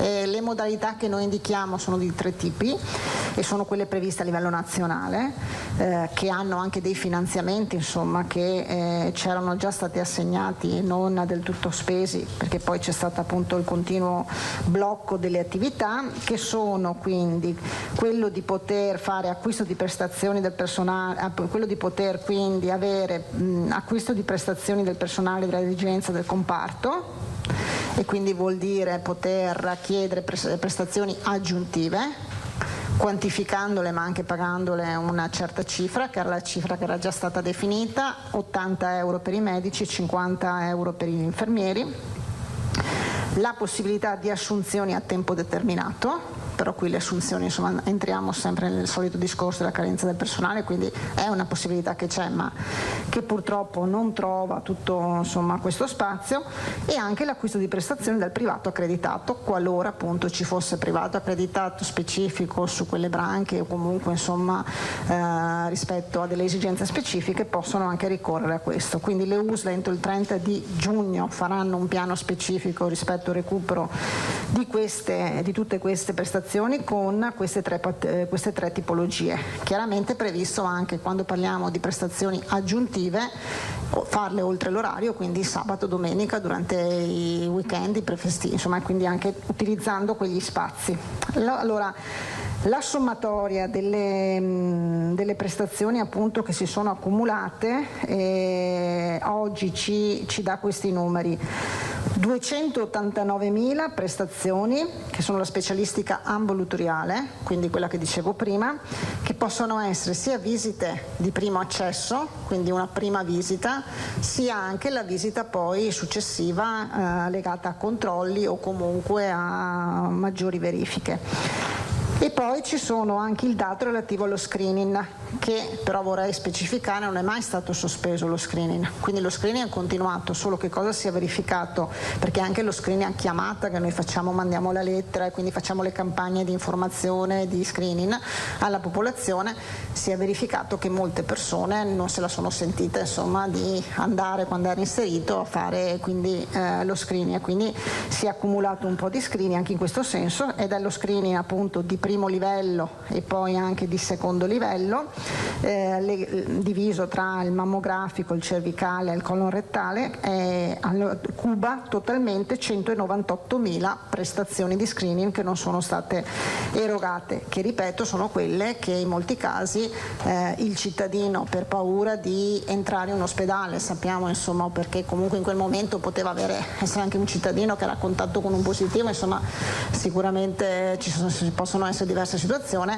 non si è recato alla chiamata che era stata fatta. Comunque avrete un comunicato molto dettagliato anche con le tabelle, quindi con tutti i dati. Grazie Assessore. Alda Vanzan per l'assessore Lanzarin. Assessore, per cortesia, quando parlate di, ho capito che sono modalità definite a livello nazionale, ma l'acquisto di prestazioni significa che io US pago extra il mio medico, il mio infermiere in orari extra, tipo il sabato o la domenica, e li pago a prestazione o a giorno? No, sono 80 euro quei 50? Tariffe orarie queste. Allora, ok, va bene. Quindi se il che mio sono state definite a livello nazionale. Sì, questo è chiaro, quindi però l'acquisto nel senso che il mio medico della mia US me lo tengo e lo pago extra, grazie. Tosatto. Sì, soltanto è stato indicato un limite entro il quale queste prestazioni dovranno essere recuperate. Fine dell'anno, 31-12 dicembre. Al 31 dicembre. Bene, grazie. Se non ci sono altre domande, chiudiamo qui. Buona giornata a tutti. La dottoressa Ricci. Grazie alla dottoressa Ricci, sempre interessante e chiara.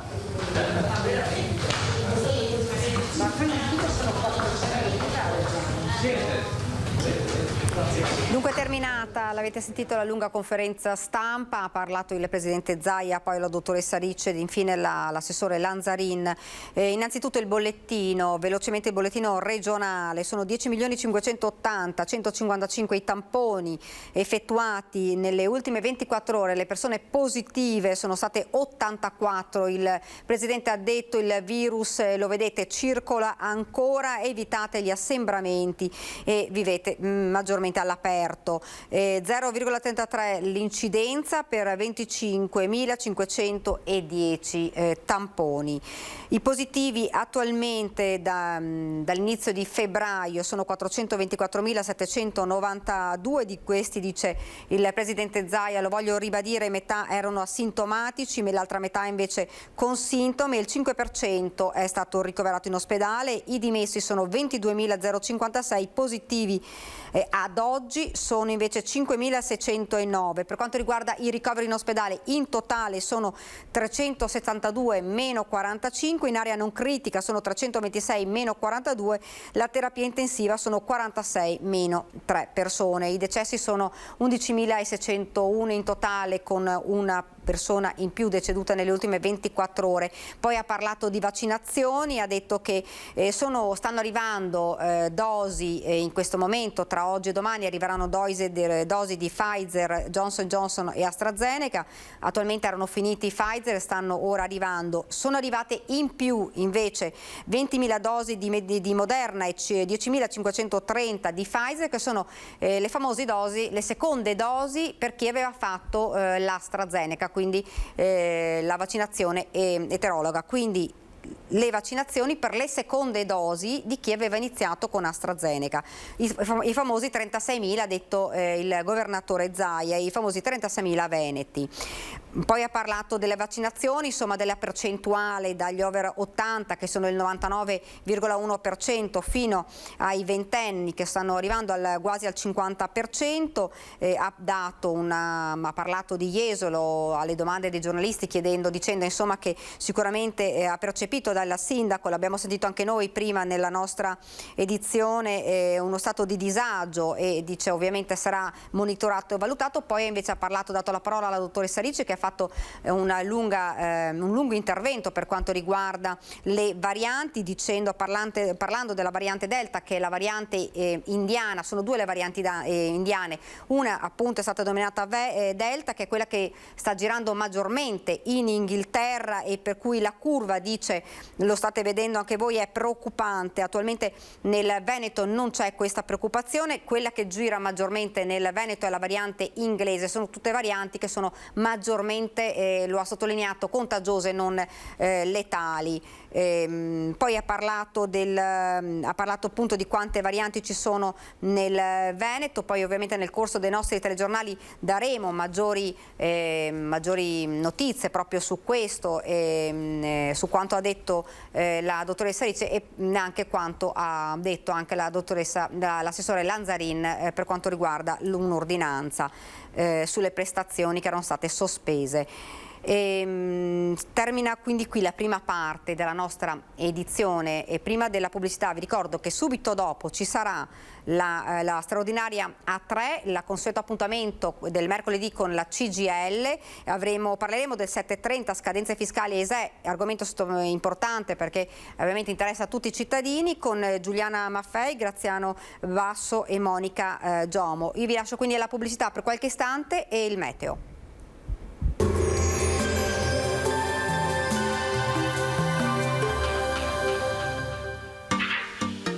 Tremonti, attrezzature e materiale per saldatura professionale a Montebelluna.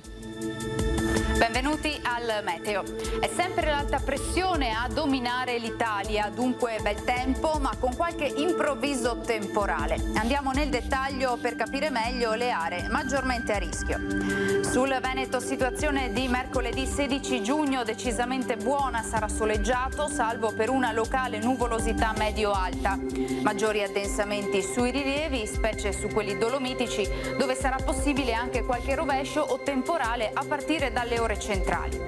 Temperature minime tra 16 e 21 gradi, massime tra i 27 e i 32 gradi. Ci spostiamo ora sul Friuli Venezia Giulia, dove avremo poche novità, tanto sole ovunque, cielo sereno o al massimo velato. Temperature minime tra 17 e 20 gradi, massime sui 28-30 gradi. Infine diamo uno sguardo alla situazione del Trentino Alto Adige, anche qui ampio soleggiamento al mattino, dal pomeriggio qualche acquazzone a carattere sparso. Temperature minime intorno ai 17-19 gradi, massime infine sui 31-32 gradi all'incirca. Dal meteo per ora è tutto, vi auguro come sempre un buon proseguimento in compagnia di Antenna 3.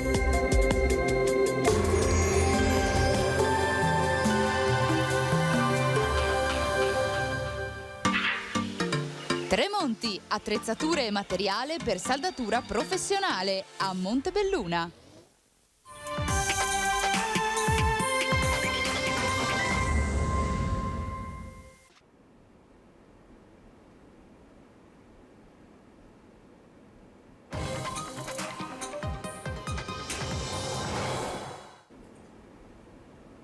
Rieccoci nuovamente in studio, sempre in diretta con straordinaria A3. Oggi siamo in compagnia della CGIL. Vi presento subito gli ospiti. Giuliana Maffei, responsabile fiscale provinciale Servizi Treviso. Buongiorno. Buongiorno. Graziano Basso, responsabile fiscale provinciale Servizi sempre Treviso. Buongiorno. E Monica Giomo, amministratrice delegata di Servizi Treviso. Buongiorno. Buongiorno. Dunque oggi parliamo di argomenti sicuramente di interesse perché riguardano i 730, le scadenze fiscali e l'ISEE, che è uno strumento, lo ricordiamo, importantissimo per ottenere sconti, benefici e sussidi. L'abbiamo detto più volte ma lo ripetiamo. Ai telespettatori, se vogliono chiamarci e porre delle domande ai nostri ospiti, lo 0422 1628 332, questo è il numero per poter chiamare e chiedere delle informazioni. Io partirei subito con Monica, perché questo per voi è un mese davvero caldo, il mese diciamolo cruciale. Sì, siamo chiaramente in piena lavorazione dei modelli 730, ma di fatto è anche un mese in cui partiamo a trasmettere all'Agenzia Entrate le dichiarazioni che abbiamo elaborato. Quindi è un mese cruciale per entrambe le attività e poi oggi abbiamo piacere di informare chi ci ascolta di cosa succede una volta che un cittadino elabora il suo modello 730 cosa avviene, qual è il processo rispetto all'Agenzia Entrate. In particolare poi Giuliana spiegherà cosa accade nella busta paga piuttosto che nel cedolino di pensione nel momento in cui appunto predisponiamo la nostra dichiarazione 730 e abbiamo un risultato a credito, quindi avanziamo dallo Stato una somma, oppure al contrario dobbiamo andare a pagare. Quindi è un mese indubbiamente in cui l'attività continua. Io ricordo che la dichiarazione 730 si può continuare a elaborare fino al 30 di settembre, che è diventato ormai il termine diciamo consolidato per questa prestazione, e abbiamo iniziato anche a elaborare però le dichiarazioni modelli redditi persone fisiche, quelli che una volta conoscevamo come modelli unico. Questo tipo di dichiarazione di modulistica viene utilizzata da coloro i quali diciamo non hanno le condizioni per poter presentare il 730, oppure anche a volte per scelta nel momento in cui magari ci sono delle somme molto elevate da dover pagare allo Stato. Io ricordo che il nostro servizio diciamo appunto predispone i modelli redditi sia per i lavoratori persone fisiche ma anche per i lavoratori autonomi, e quindi chi è titolare di partita IVA quest'anno anche per loro, nel 2020 abbiamo visto insomma l'introduzione, ma l'abbiamo visto anche con il decreto sostegni bis, una serie di diciamo benefici, di sussidi anche a fondo perduto che li hanno visti interessati. Quindi attraverso appunto la collega e le colleghe che gestiscono il servizio, io ricordo che è importante anche per loro informarsi di quelli che possono essere i contributi, visto il periodo Covid, che possono essere richiesti, e chiaramente noi siamo pronti e disponibili per dare tutte quelle informazioni, ma anche per predisporre appunto la dichiarazione reddituale. Oggi è il 16 di giugno e poi lascio la parola a Graziano su questo per ricordare che è una data importante, dato che è il pagamento del conto di IMU, e quindi ci sono ancora dei cittadini che hanno questo obbligo, avendo diciamo, la proprietà o altri diritti reali su degli immobili, e quindi è una scadenza sicuramente da non perdere. Come tutte le imposte sappiamo che però una scadenza può passare e poi insomma non è detta l'ultima parola, si può comunque sanare un pagamento non eseguito il giorno stesso della scadenza, chiaramente versando una piccola maggiorazione a titolo di sanzione o aumentando gli interessi per i giorni di ritardato pagamento. Ecco, dunque Graziano Basso, lo ricordiamo, 16 giugno non è una data importante forse per i cittadini perché devono pagare, ma è una tassa insomma che va pagata. Certo, purtroppo è la scadenza dell'IMU, la prima rata dell'IMU. Molti sanno che hanno questa incombenza, alcuni non lo sanno perché magari hanno fatto degli acquisti nel corso del 2021 e conseguentemente è anche giusto informare le persone che l'IMU, a differenza della dichiarazione di redditi, riflette la situazione 2021. Se nella dichiarazione dei redditi vado a dichiarare lo scorso anno, quest'anno con l'IMU devo fare tutti i pagamenti relativi all'anno in corso. Infatti qua c'è un po' di confusione di solito da parte del contribuente, perché anche le variazioni non vengono notificate, ma è giusto dare anche questo tipo di informazione. Il 16 di giugno, appunto, come diceva Monica, non è una data perentoria, perché da quella data poi decorre il ravvedimento, ma se si paga entro i primi 15 giorni c'è il cosiddetto ravvedimento sprint, per cui con un'inezia si riesce a sanare la posizione senza poi vedersi recapitare a casa magari la cartella dal comune con il 30% di sanzione. Pagando una sciocchezza si riesce, da qualche euro si riesce a sanare la posizione.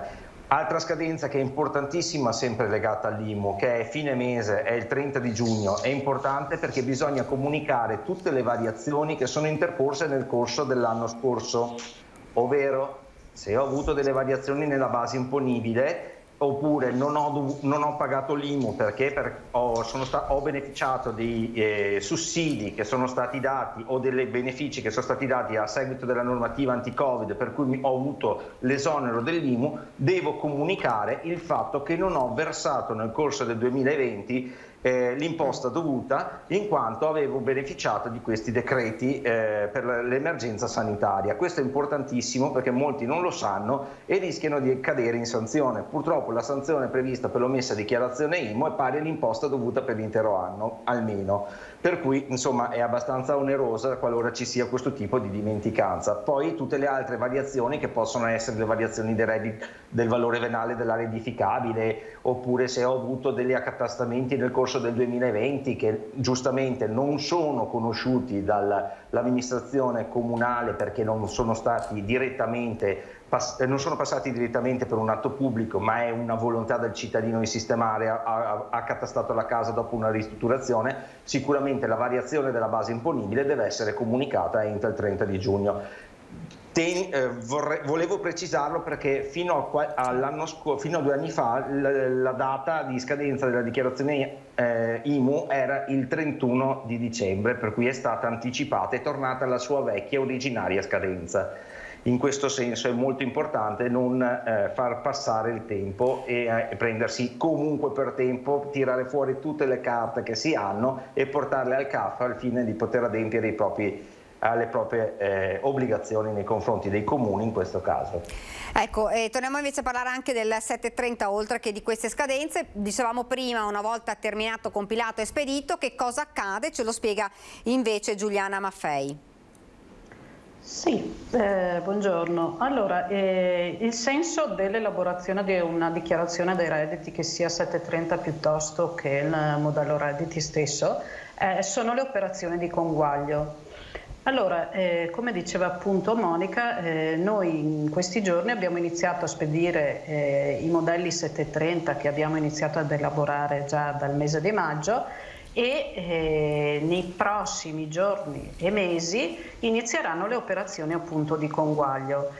La speranza che c'è sempre in chi elabora la dichiarazione dei redditi è che sia un risultato a credito, però purtroppo non è sempre così, quindi i risultati delle dichiarazioni dei redditi, nello specifico il 730, potrebbero essere a credito piuttosto che a debito. E a seconda della tipologia di 730 che è stato elaborato, le operazioni di conguaglio avranno delle strade differenti. Allora, nello specifico è possibile elaborare due tipologie diverse di modello 730. Se nel momento in cui il contribuente si reca presso i nostri sportelli ha un datore di lavoro, quindi un sostituto di imposta, e lo manterrà per i successivi 3 mesi, è possibile fare un 730 con sostituto. E il conguaglio, e questo quando parliamo di sostituto si intende sia per lavoratore dipendente sia per i pensionati, in ambedue i casi si parla di sostituto, quindi le operazioni di conguaglio del 730 con sostituto avverranno direttamente nella busta paga oppure nel cedolino della pensione. Però i tempi di elaborazione dei conguagli si differenziano come tempistiche leggermente fra che un soggetto che presenta la dichiarazione dei redditi 730 sia un dipendente piuttosto che un pensionato. Allora, il dipendente che elabora un modello 730 avrà il conguaglio nella prima mensilità utile. Quindi noi abbiamo inviato il lunedì le dichiarazioni dei redditi e il conguaglio segue la dichiarazione dei redditi.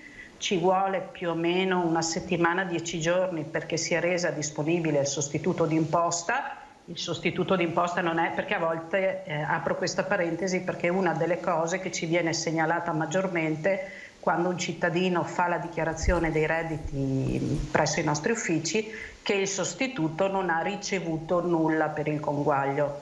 Noi non inviamo nulla al sostituto d'imposta, ma una volta fatto il 730 noi inviamo il 730 all'Agenzia delle Entrate e insieme al 730 ci sarà il 730/4, che è un termine tecnico per dire che è quel modello che contiene i dati necessari al sostituto d'imposta per effettuare le operazioni di conguaglio, e il sostituto dovrà andare nel proprio cassetto fiscale e prelevare questi modelli, che ad esempio adesso siamo io, Monica e Graziano, abbiamo fatto il 730, il nostro datore di lavoro, che è la Servizi Treviso, dovrà andare nel proprio cassetto fiscale e vedere se io, Graziano, Monica abbiamo fatto il 730, prelevare il 730/4 e procedere con l'operazione di conguaglio. Ok? Quindi noi non inviamo nulla al sostituto, ma è il sostituto che si deve abilitare affinché per andare a recuperare queste informazioni.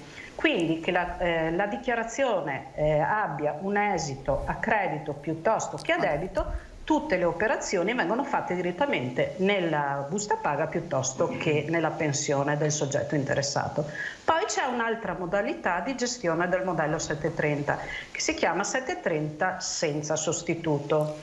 I soggetti classici che elaborano il modello 730 sono senza sostituto, i più noti sono i soggetti disoccupati, quindi che non hanno un datore di lavoro. Dallo scorso anno i soggetti deceduti. Giuliana, la fermo solo un attimo perché abbiamo una telefonata. Buongiorno. Sì, buongiorno. Lei chiama da dove? Spresiano. Buongiorno, dica pure. Sì, guardi, la domanda è per tutti e tre comunque. Qualche trasmissione fa, diciamo un mesetto fa, la signora Monica Giomo aveva parlato del discorso che tutti i CAF avevano fatto, diciamo, un interpello al governo per poter capire se si potevano salvare quelle spese che le persone purtroppo dal 1° gennaio del 2020 non avevano pagato con il pagamento tracciato. E io anche in internet eccetera ho controllato e vedo sempre che non c'è stata praticamente ancora nessuna risposta da parte del governo. Correggetemi se sbaglio. Grazie, grazie signora, le faccio subito rispondere da Monica Giomo. Grazie. Buongiorno intanto, sì, confermo che purtroppo siamo ancora in attesa dei chiarimenti da parte dell'Agenzia Entrate sulla questione tracciabilità, quindi tutte le spese, quella novità dell'anno 2020, appunto come ricordava la signora, che per essere portate in detrazione all'interno di questa dichiarazione 730 i pagamenti devono essere eseguiti con mezzi tracciati, quindi tramite bancomat, carta di credito, assegno e quant'altro. Non si ha ancora la risposta, attendiamo e confidiamo che i primi di luglio l'Agenzia Entrate pubblichi la circolare sull'assistenza, dove appunto noi ci auspichiamo che venga, diciamo, accettata quella che appunto la signora ricordava come una richiesta fatta dalla Consulta Nazionale dei CAF di poter andare in deroga all'anno 2020 sostanzialmente, quindi non considerare l'elemento della tracciabilità ai fini della detrazione per i redditi 2020, ma di applicare la norma con gennaio 2021, quindi con effetti sulla dichiarazione che appunto andremo a presentare l'anno prossimo. Stiamo aspettando, è una delle cose su cui insomma la Consulta si è indubbiamente battuta, proprio perché la poca informazione, o meglio il partire comunque gennaio dell'anno scorso, le persone, l'informazione è stata data sì, però come sappiamo ci esplichiamo insomma un periodo transitorio proprio perché tutti entrassero un attimino nell'ottica di applicare insomma la norma ogni qualvolta eseguono un pagamento di una spesa che poi va a finire in dichiarazione. Quindi saremo pronti a dare sicuramente attraverso il nostro sito www.cgltreviso.it sicuramente l'informazione, utilizzare tutti i mezzi naturalmente di informazione che ci sono insomma possibili per dare informazioni ai cittadini di quanto deciderà l'Agenzia. Grazie, grazie davvero a Monica, e ho interrotto Giuliana che stava invece parlando, quindi chiedo a Giuliana se possiamo ricominciare dove avevamo lasciato. Eccomi qua. Sì, no, mancava una piccola parentesi per quel che riguarda i 730 senza sostituto. Dicevamo quelli con sostituto, conguaglio, busta paga o cedolino pensione, invece per i 730 senza sostituto, cioè per i soggetti che non hanno un sostituto, quindi i badanti, i disoccupati e gli eredi per i soggetti deceduti, le operazioni di conguaglio hanno una strada diversa. Allora, per quanto riguarda le dichiarazioni con esito a debito, bisognerà andare a pagare con i modelli F24 come avviene per il modello redditi e le scadenze sono le medesime, quindi la prima scadenza utile per pagare il 730 senza sostituto è il 30 giugno. E poi segue man mano le stesse scadenze mensili che ci sono per il modello redditi. Invece per quanto riguarda le dichiarazioni 730 senza sostituto con un conguaglio a credito, le operazioni di conguaglio hanno dei tempi un po' più lunghi e dovrebbero partire, diciamo che ci sono 6 mesi di tempo dalla chiusura della dichiarazione dei redditi, quindi il 730 è possibile elaborarlo fino al 30 settembre, i 6 mesi di tempo che ha l'Agenzia delle Entrate per dare, adesso vi spiego anche come glielo dà questo conguaglio, dare il conguaglio a credito, riconoscere questo credito al contribuente che ha fatto il senza sostituto sarà il 31 di marzo. Per avere il conguaglio a credito è necessario che il cittadino presenti un modello con la richiesta di accredito nel conto corrente direttamente agli sportelli dell'Agenzia delle Entrate, oppure può farlo anche telematicamente direttamente da casa. Grazie, c'è un'altra telefonata ancora. Buongiorno. Buongiorno. Lei chiama da dove? Da Maserata su Piave. Buongiorno, dica pure. Buongiorno. Dunque, io intanto voglio salutare Graziano che mi conosce molto bene. E dopo vorrei chiedere, io ho perso mio marito a marzo, ho fatto il 730 15 giorni fa, mi devono non so se 70-80 euro, me ne ho detto entro l'anno me li ridanno. Voglio sapere, essendo che mio marito è deceduto e io ho gli eredi, mi manderanno un assegno o me lo mettono nella mia pensione? Grazie, chiediamo subito, non so se può rispondere Giuliana o Monica, vedo che intanto Graziano... Chi è? Grazie. Grazie a lei. Posso rispondere anch'io, visto che stavo gestendo io il discorso. Allora, da quel che ho capito, si è fatto la dichiarazione nei giorni scorsi, ha fatto un 730 senza sostituto. Per quel che riguarda il senza sostituto abbiamo detto che non va nel cedolino della pensione, tanto più che se non sarebbe un credito spettante alla signora, ma era un credito che scaturisce da una dichiarazione del povero marito deceduto, quindi arriverà una comunicazione agli eredi e dopo bisognerà fare un modellino dove vengono indicati tutti gli eredi, si consegna all'Agenzia delle Entrate e successivamente verrà riconosciuto questo credito spettante. È una modalità un po' particolare per i soggetti deceduti. Diciamo che comunque rispetto agli anni passati, che bisognava fare necessariamente una volta il modello unico e poi il modello redditi, il 730 senza sostituto per i deceduti ha dei tempi un po' più brevi, non si parla più di anni ma di alcuni mesi. Grazie, ci fermiamo adesso solo per qualche istante di pubblicità e poi torniamo di nuovo qua in studio in diretta.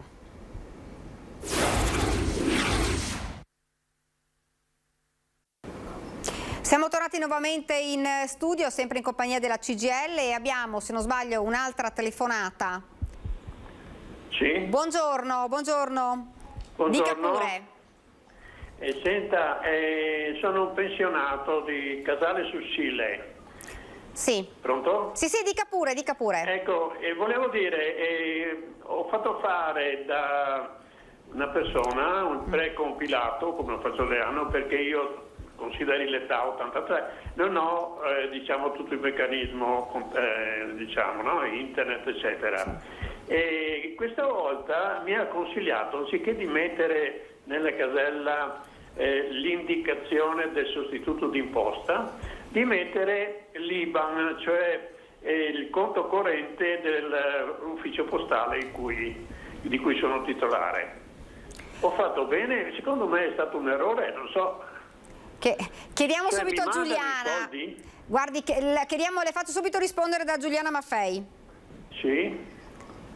Sì, non è corretto, perché lei se ha una pensione con sostituto, una pensione imponibile, lei doveva mettere il sostituto, perché il non sostituto, come dicevo prima, il modello senza sostituto lo possono utilizzare i disoccupati piuttosto che i soggetti deceduti o le badanti. Diciamo che l'altro anno c'è stata un'eccezione che però non è stata confermata quest'anno. In virtù del Covid, l'altro anno l'Agenzia delle Entrate aveva allargato un attimo le forbici per quanto riguarda la possibilità di utilizzare il 730 senza sostituto per dei soggetti che erano in difficoltà. Ad esempio c'erano delle aziende che erano in difficoltà economica e non riuscivano a liquidare i dipendenti, c'erano dei soggetti che... Sì.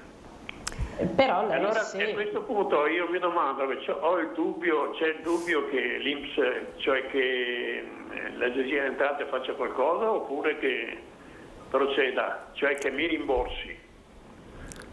Potrebbero rimborsarla, come si dice, riconoscendole il credito direttamente nel suo conto corrente, però non è corretta questa imputazione del modello senza sostituto se lei ce l'ha.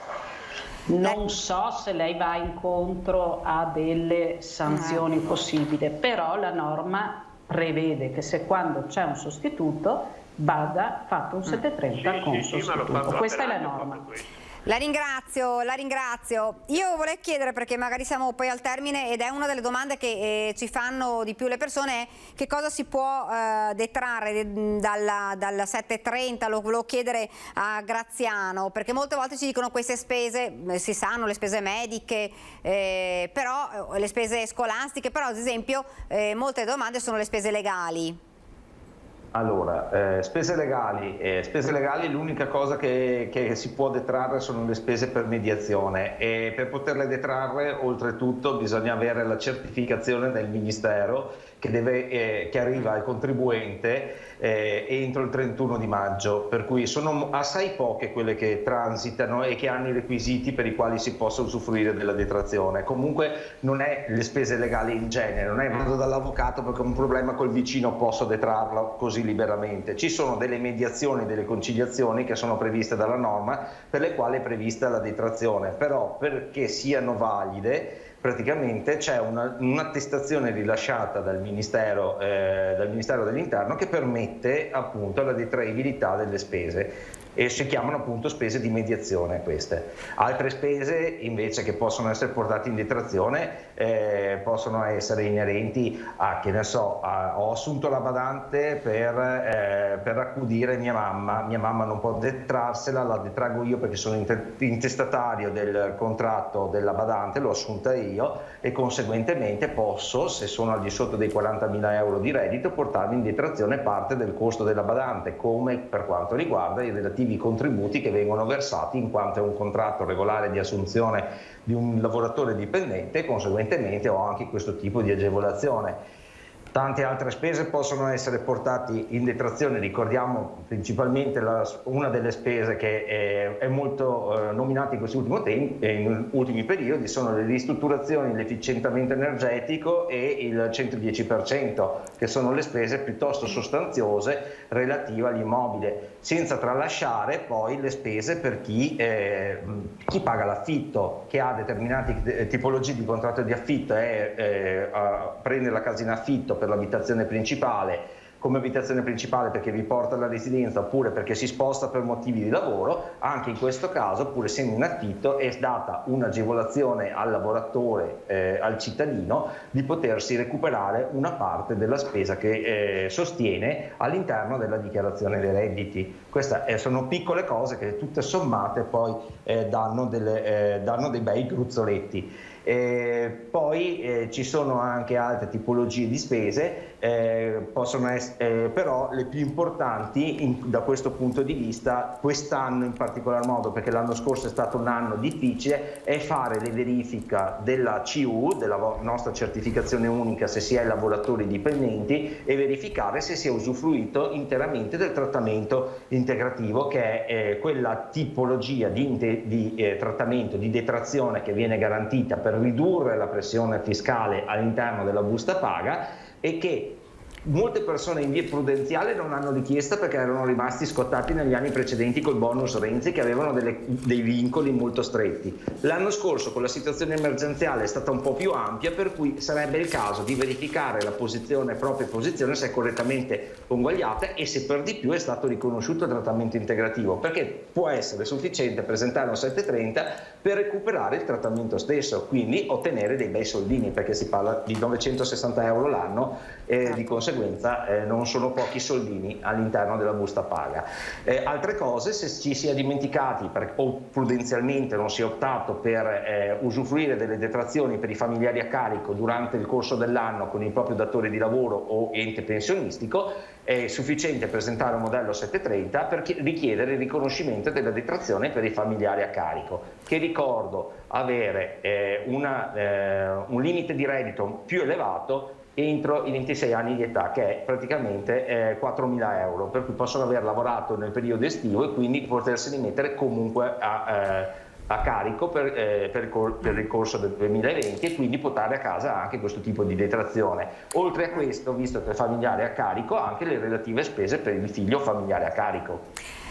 Grazie davvero. Siamo arrivati al termine proprio di questa diretta, e quindi io ringrazio Giuliana, Graziano e Monica per essere stati con noi. Sicuramente c'è molto da dire e anche molto da parlare, ma lo faremo sicuramente nel corso anche dei prossimi appuntamenti con la CGIL. Grazie davvero, grazie per essere stati con noi. Grazie a voi. Grazie. Termina qua questa diretta, grazie davvero per averci seguito. Arrivederci.